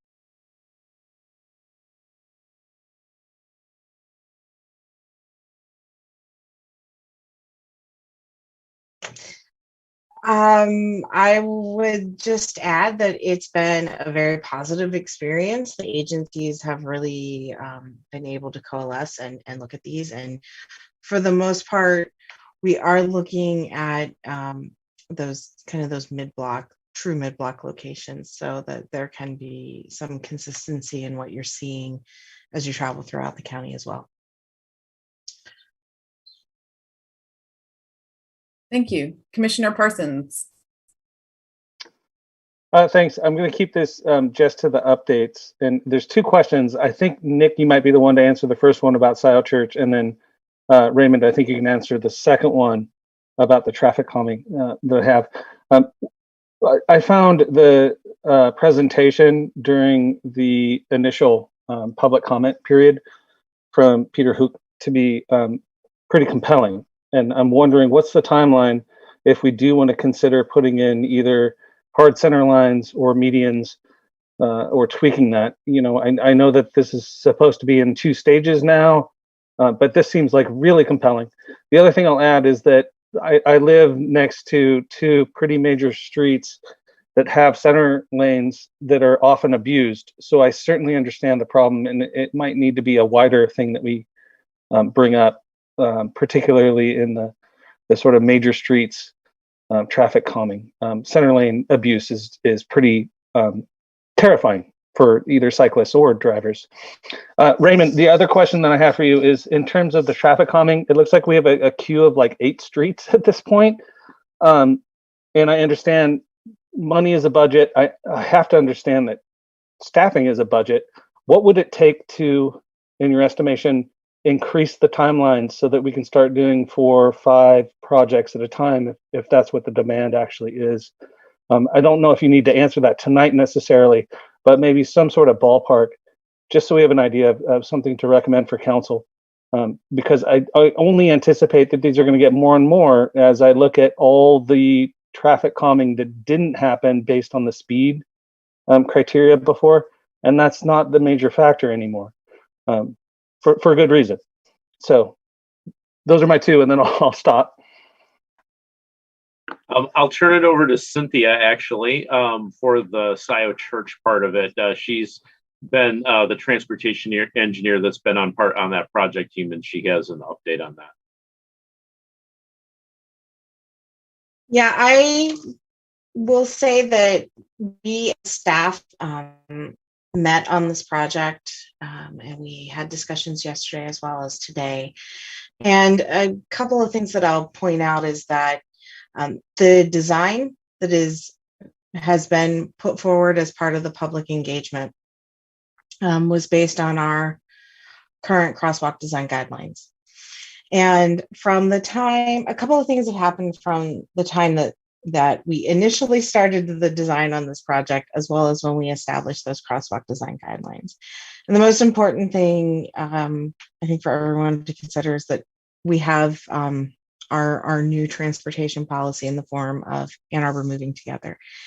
And in addition to that, FHWA has come out with more recent guidance on design guidance for uncontrolled locations. As part of the transportation plan process, Sam Schwartz did look at our crosswalk design guidelines and had made some recommendations. So we as staff have looked at the design, and in the context of what the crosswalk design guidelines have, what the FHWA guidelines are, what the comments from Sam Schwartz were, and what's in the transportation plan. And we've come to the consensus that we want to go ahead and change the design for the crossings to include our RFBs at this location. And so that is something that we are solving for, and how exactly we install those and when exactly they get installed, we don't have that solution yet. It's something that we're still working on, but that is a change that the project team has agreed on for moving forward. I will say that we are also planning to use the R1-6 signage at these signs. Alphabet soup, the in-street pedestrian signs. So the signs that go on the lane lines. And we've had some other locations where there's been some complaints about inappropriate use of two-way left turn lanes, and we've installed those. And while I don't have true empirical data that it definitively has helped, I'm not getting those complaints anymore. So that's definitely something that we're also planning on including as part of the design. I will say that the islands, there are no islands that are included in these crosswalks because they are at intersections, and the left turn lane is there for that turn movement at the intersection. So we are looking at other solutions. And then to your second question, Commissioner Parsons, about traffic calming and budget, again, to rehash a point we brought up before, City Council had augmented the traffic calming budget. Historically, it was, I think, 30,000 or somewhere thereabouts, and now it's in the realm of like 130,000. The process alone can cost upwards of about $15,000 in staff time. These are fairly labor-intensive exercises with good reason. We want to try to come up with a solution that is data-driven, meets engineering design, but then also is satisfactory to the neighborhood as well. So there is a lot of kind of ideation, reiteration through these processes. So, in terms of what's a magic number that can get us to be able to process 4 or 5 of these, I don't have a good answer. I will also say, though, that there's a staff capacity issue that we run into because traffic calming processes are fairly labor intensive. And you think about all the things that we talk about that we're trying to do. There's healthy streets, which has, I think Commissioner Balderrama can hopefully attest, we're working furiously on this, where there's a lot of things that go on behind the scenes to make these things happen. Then we have this transportation plan implementation strategy. We want to hit the ground running. Council's given us budget. We don't want to be derelict and not spend that budget. So, when we talk about that staffing capacity, we only have so much bandwidth in terms of things we can do. So throwing money at it alone may not help us, implement more unless we were to farm that work out to a consultant, which I don't know if traffic calming would be a good consultant-led initiative. And that's one of the reasons why we're looking for consultant help, I think, on the implementation strategy. So I don't have a good answer. I know I kind of danced around what it is you're asking, but it's always a function of how much the cost of the project is in terms of how much budget is left over, in terms of how much we can accomplish in a year. And all of those moving pieces are also influenced by these other initiatives that we have going on. So, if there were more budget, more staff capacity, we could be doing more. Maybe if we fill that vacancy, that we still have that Vision Zero kind of expert. That'll free up some resources for us to do some of these other things. So stay tuned, I guess. I very much appreciate both those answers. And Cynthia, I look forward to moving forward. I'm really happy. And maybe later in the talk tonight, we can add crosswalk guidelines to the future agenda. I think that's something we probably should revisit, especially based on what you just said. Raymond, I'm really curious about, I think it's really wise to invest in city staff for these. I don't think we should outsource it. How much more city staff would it take? If we invest in intellectual and human hours to streamline these and get them right, that seems like an appropriate thing. I don't think we need to solve it now, of course, but maybe it's something that you can just sort of have in the back of your mind. What would it take on the human capacity to fulfill the needs that people are obviously interested in doing? And appreciate both of what you're doing on these efforts.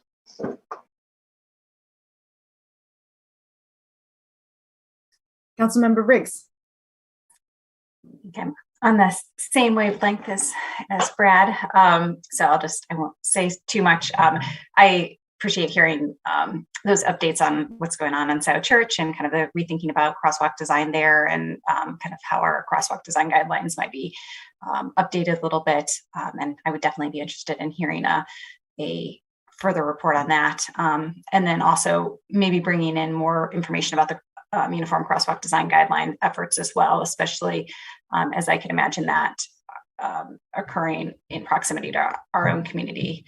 I would want to make sure that we are, these are some of our most challenging corridors where it would, where we might be interfacing with MDOT. And so be curious to understand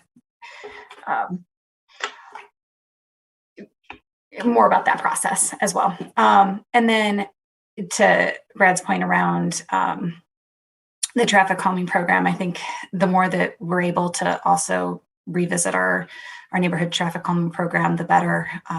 There may be, I assume there's just a lot of commonalities between neighborhoods as well that that staff is observing, and then there's a lot of insight that can come from the local level as well in terms of specific challenges. But I'm wondering, in terms of addressing the great demand that we have across our community that's evidenced in the demand for the Healthy Streets program, how we might be able to go out potentially next year and implement at least some initial measures more uniformly across in some of these corridors that we know are existing problems, and then take the time to more thoroughly work through each of those neighborhoods that might take a little bit more in-depth analysis.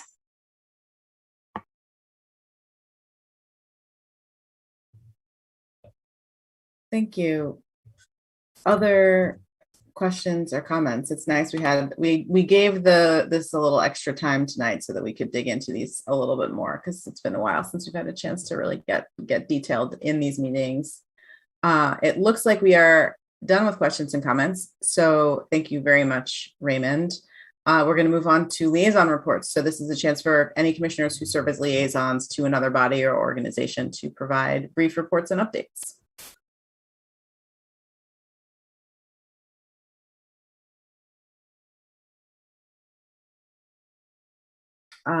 Commissioner Smith. Good evening, Madam Chair. Thank you. Just wanted to make a mention that we are still on track for our August service restoration to bring the full service back August 29th, similar to or in line with the public hearings that we had in June. And we look forward to getting all of the buses back on the road. I will say that's qualified with a difficulty in hiring operators, just like everybody is having difficulty in hiring staff. But if anybody on the commission knows anyone who wants to train at $19 an hour and be able to earn more than that fairly quickly, we'd be happy to have them. So if anybody has any questions, all of the details are on our website, and I'm also more than happy to take questions or phone calls or emails, however anybody might have any questions. Thank you, ma'am. Great, thanks so much. Commissioner Dolan.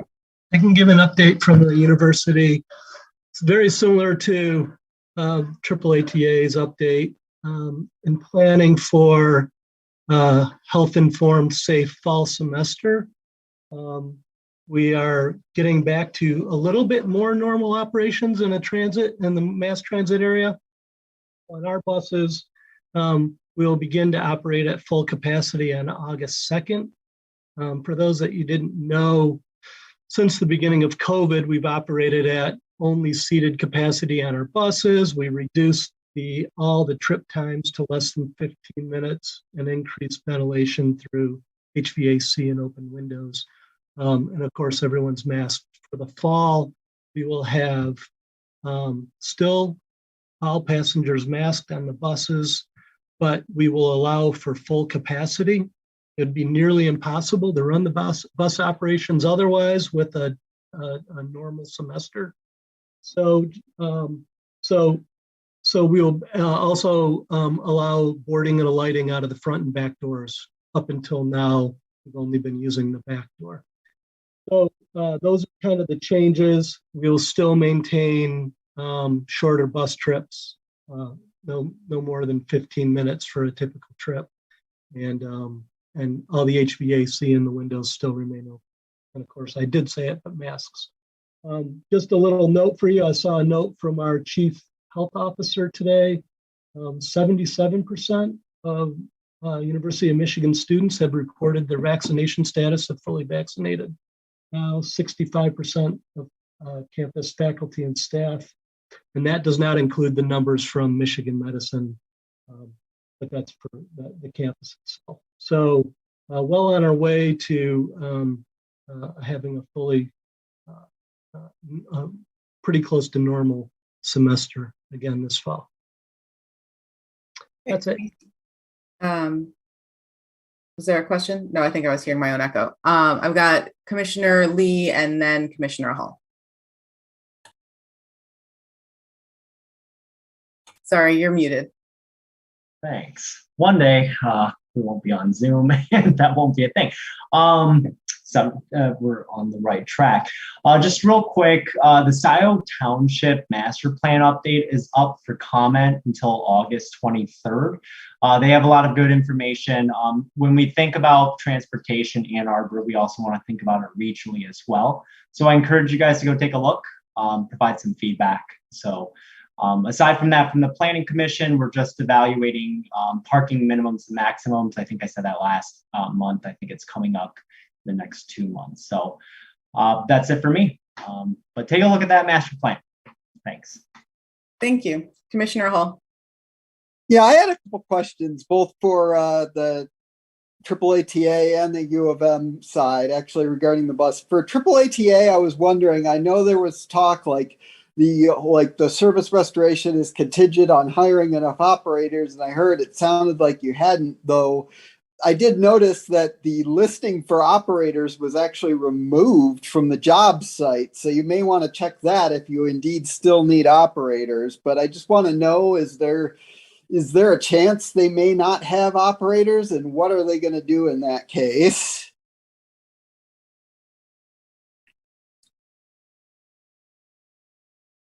So we are continuing to hire. We hire in classes, so the posting does go up and down depending on whether or not we have a class set. And at the moment, we appear to be on track to bring full service out, but would feel remiss if I didn't at least acknowledge that we are experiencing hiring challenges and that we're developing several contingency plans to try to cover the shifts that we may need to cover, and plan on being able to bring back full service. But at the same time, like I said, I would feel like I wasn't being completely transparent if I didn't acknowledge that we had those hiring issues.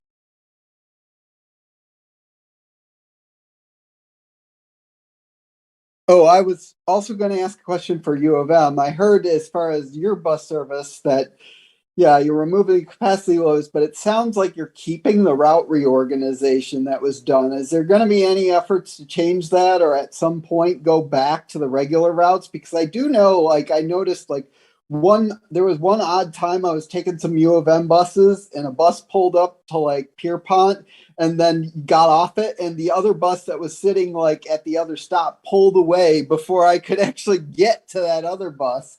And yeah, I can see, particularly during off-peak hours, this transfer thing is going to add time to a lot of trips and be probably annoying to a lot of riders. And I'm wondering if there's any attempts to address this or eventual plans to return to the pre-pandemic service. No, right now the plan is to stick with the current plan, and it's, we actually worked with some of your old colleagues, Tim, and College of Engineering and Operational Engineering to optimize, and for 70% of the trips, it's actually much quicker. And then for the transfer, if you were to go, for instance, from North to South Campus, the actual trip duration is not any longer, and we've increased a ton of frequency in the middle part, so they're every 2 minutes between North and Central. So may have been bad luck, but yeah, the intention is that the frequency is such that if you miss one for your transfer, the next one will be there. Yeah, I guess that's probably more of a concern off peak, and I think that's when I saw this occurrence. It does seem like you should try to educate drivers. If you're one bus sitting here and you see another bus pull up, don't pull away before people can get from the one to the other. That just seems like something that can easily be done. If like that driver sees another bus, wait. Yeah, and they do. Like I said, you're definitely addressing the exception, but just a tip for you: if you know that you're going to make an exception, you can say something to the driver of the bus you're getting off of. They can radio the other one. Okay. They can help each other that way. That happens all the time. All right. So the intention is to keep this even when the pandemic is completely over? Yeah, it's okay. Definitely. Just was curious about that. All right. Thank you. Councilmember Briggs. Yeah, one quick update. Just wanted to let folks know that on July 6th, Council passed the Transit Supported District, which will allow for more density along transit corridors in the community. So hopefully will enable more transit in the future. And I think that's all from the council side right now. Oh, I just thought of one more question for you. I know that like the Northeast shuttle was turned into an on-demand service. Is the intent to stay with that permanently? And has there been any consideration of a shuttle to West Ann Arbor Health Center as they move more services there? No, there hasn't been any consideration for that. There is the AAA service, but the Northeast shuttle is going to continue on demand, really, because it's such low demand. It just doesn't make a sense to run high capacity transit type of bus for something that's just a couple of trips a day. So it'll stay on demand. Okay, so that's also a permanent thing? Yes. Okay. Thanks. I would say for West Ann Arbor that it would be good to develop something there in conjunction with AAATA, because they do not pull into the complex. They stop on Jackson Road and there are no sidewalks there. And as U of M moves more and more services out there, it really, if that doesn't change post-pandemic, it is a frustration and a pain point trying to get there as like someone who is at the U of M health system. Thanks, Tim. Commissioner Balderrama. Yeah, brief update on healthy streets. And so I'm not sure if like I'm repeating what Raymond said, but anticipated start date is July 26th. And at a previous meeting, we did review the promo video. And so we're waiting to see if the feedback can be implemented. Yard signs were installed, and a few folks who are also like in attendance at today's meeting were at the farmers market, or were scheduled to be at the farmers market. So really happy about that sort of like engagement. Awesome. That's great to hear.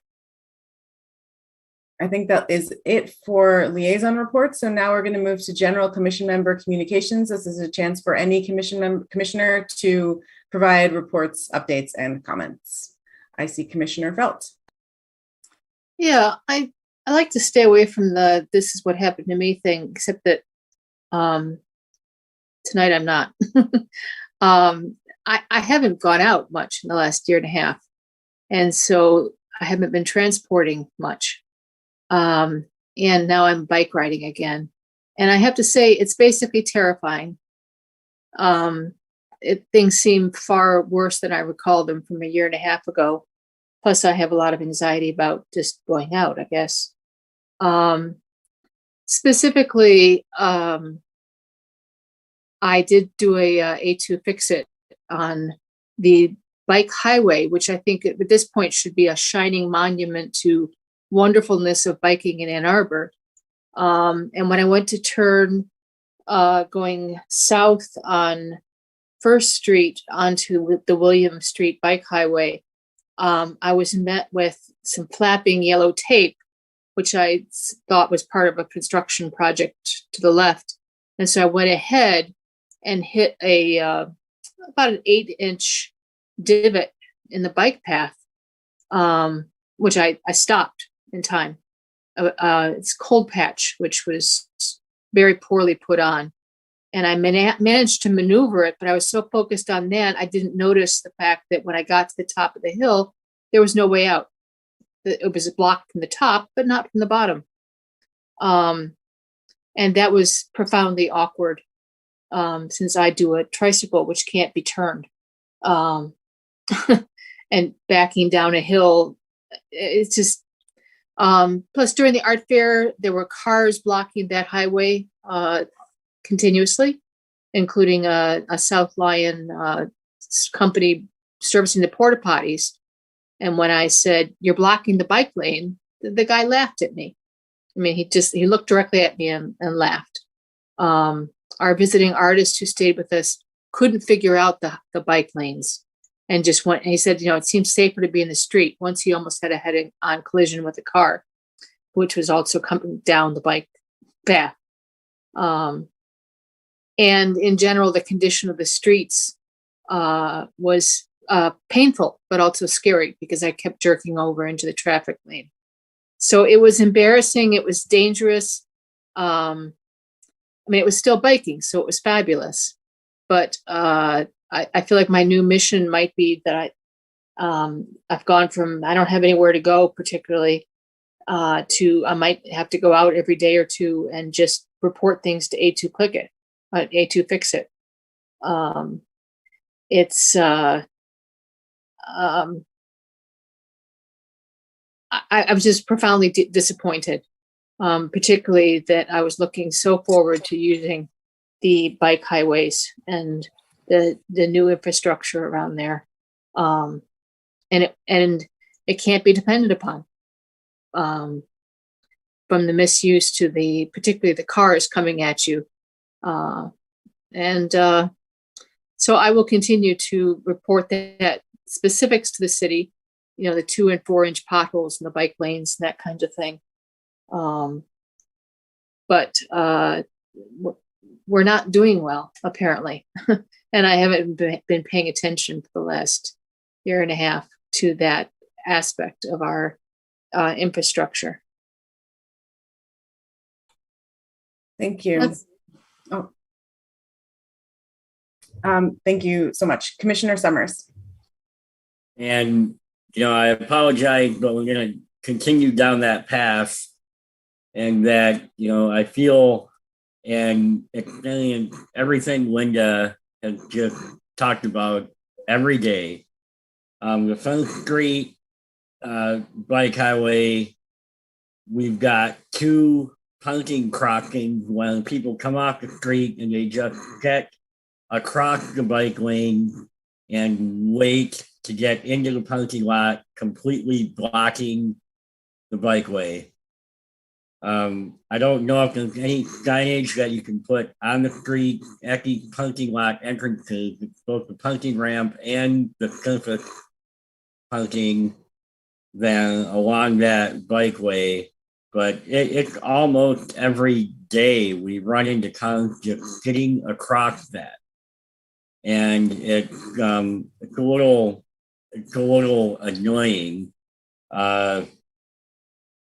So I don't know if a simple sign put up that just basically says do not block the bikeway would work, or some type of communication for that.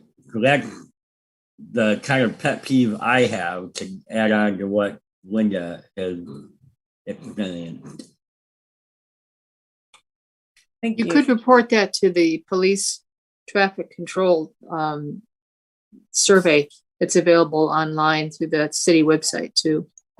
And specifically, if there's a time period that you would suggest enforcement, they can do that. Other commissioner communications. Lieutenant Sherba, did you want to speak at all about the crash that was raised over email? Sure, I can give an update on that. Most of you are probably aware, but I'll give you a synopsis of what happened and where we are right now. It was the 14th of July, 1:07 p.m. Dispatch started getting calls in on a crash at Packard and Springbrook. And for those of you not aware, Springbrook's about 100 yards west of the Packard and Platt intersection. And it's a little bit unique because Springbrook is goes south from Packard. But if you were going directly north, you'd be on a different street. It would seemingly be the same name street, but it's actually not. It's Cascade, and there's a residential neighborhood up there off of Cascade. Our officers got on scene and found a individual in the street who had become disengaged from his. We originally thought it was a moped, but it was actually a motor scooter because the power on the vehicle was too large to be considered a moped. And we had no other vehicle, just this gentleman down in the roadway, again off of the motorcycle. There was a witness on scene that provided a vague description, a beige sedan, and that's really about all we had to go on initially. So we dispatched our traffic reconstruction team as well as our detective bureau, and we got fortunate. Initially, a citizen called in and had a dash cam on their personal vehicle, and although he said he didn't see anything happen, I checked my dash cam when I got home, and I think I captured something that might be useful. So the detectives were able to start with that, do a canvass. They found the vehicle parked in one of the neighborhoods off of Cascade. It was actually a Jeep and not a sedan, Jeep Compass. And we were able to contact the driver of that vehicle, bring him in for questioning. And at this time, the driver has been released. The investigation is still undergoing some further follow-up. And unfortunately, the cyclist is deceased. I was conscious but non-responsive on the scene, but later died at the hospital. And essentially what happened is that the cyclist was eastbound on Packard. It was in the right lane. And this Jeep was traveling southbound, initially on Cascade, and then again crossing Packard becomes Springbrook. So before the Jeep hit Springbrook, basically cut off this cyclist. The cyclist braked, laid the bike down, and then became divorced from the bike and was sliding on the asphalt and hit the cyclist, hit the vehicle, but does not appear that the motorcycle itself struck the vehicle. The cyclist had a cracked helmet consistent with a head injury. And again was pronounced dead at the hospital sometime later. So it's tragic. I know that one of the things that came up, I believe, from Councilmember Briggs about engineering, and my experience at that intersection, there's no line of sight issues that I'm aware of. I don't know that anything engineering wise would have prevented that. I think it was in this case human error. And again, the investigation is still ongoing. When it's complete, our investigation will go over to the county prosecutor's office, and we'll determine at that time whether or not any charges may or may not be sought against the driver. And that's about the Reader's Digest version of the incident. Is there any questions I could help answer? Commissioner Parsons. I very much appreciate that update. I do want to push back a little bit on the notion that there couldn't be engineering differences that could make a difference. Speed is always an issue. And it sounds like this wasn't just a regular moped, that it was something going faster than that. I also wonder about the lane reconfigurations that are currently going in, and maybe if those could reduce speed sums. What I do want to share is that this incident occurred 50 yards from my house. My son sees it, he's 10. Some of our good friends witnessed and were there on scene, and they called it a war zone. If we're going to follow Vision Zero principles, we have to think about these incidents in the way that they shape how we think about Vision Zero. If we're trading time and speed for casualties, then that's something I guess we accept. I don't know. I understand it's user error in terms of the sort of status quo. I was sort of hoping that maybe we could get an update more. What were the rates of speeds that were involved? What sort of forces were involved? If we do have that ability to study it, were people going over the speed limit at that time? The other thing to mention, and maybe this is where staff can comment too, is that the intersection between Packard and Platt, there are many intersections, really. There's Springbrook, there's gas stations, there's multiple areas of conflict zones. What is it that we can do to minimize these areas of conflict? So, I mean, that's for our body, not for you necessarily, Officer Sherpa. But it's just something that I wouldn't mind thinking about more, and wouldn't mind seeing the police report at some point. And maybe we can talk about how the Transportation Commission can see some of those reports at some point. I'm not sure what the process is, if we just have to wait a certain amount of time or FOIA or something like that. But it might be useful for us as we think about what are the engineering changes that we can do to mitigate these sort of specific tragedies in the future. So thank you, though. I very much do appreciate it. Yeah, no problem. And I do understand your point on the engineering a little bit better than I was thinking. Again, more just kind of line of sight type issues. And to talk to your one point about the speed, I know that part of the investigation is they will try to determine the speed of both vehicles. Typically on I don't remember what year the Jeep was, but typically on a newer car, there is a data recorder that's in the car that we can obtain that information. Something like the scooter, I don't know. They may have to try to like reenact or reconstruct the actual event as far as like dragging this thing on the road to determine an approximate speed. But I don't believe that type of vehicle has an internal device that would capture speed at impact type thing.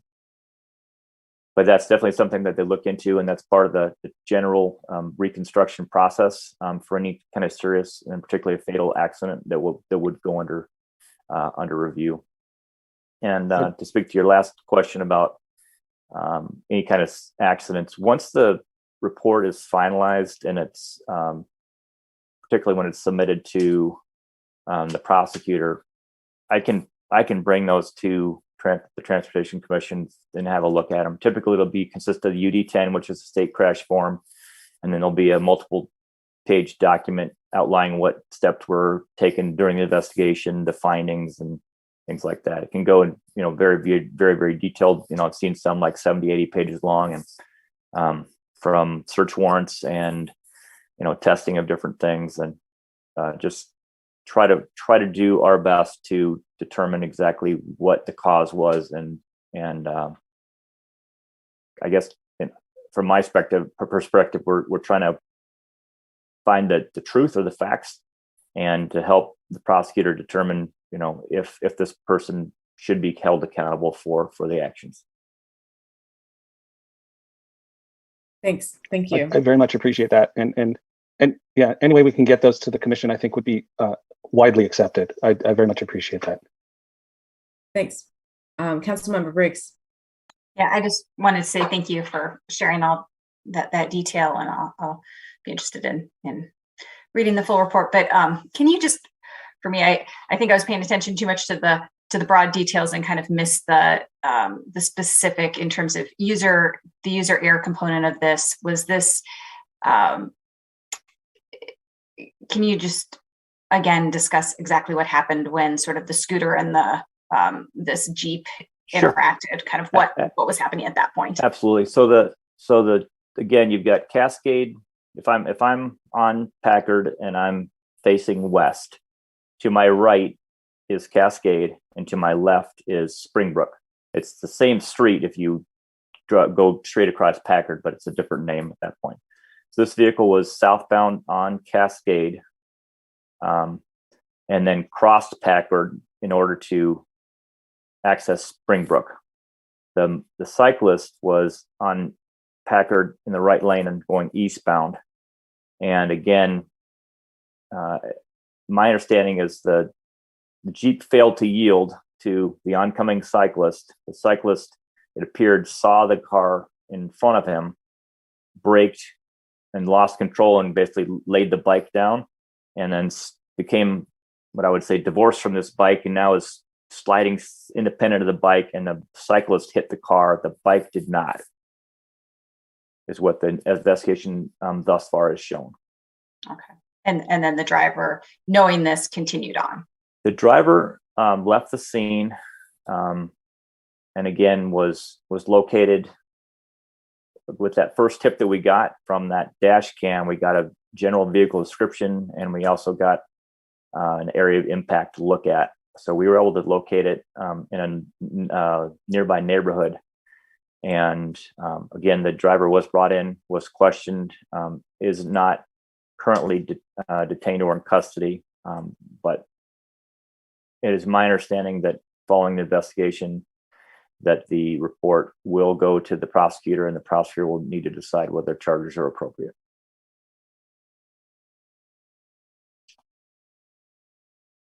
Thank you. And I think as a minimum, this is Mike's opinion, not the official investigation, but I think you have a civil infraction causing serious injury or death as a minimum. Beyond that, I think there's other options certainly, but that's just from my experience, that's a possibility that what could come out of this.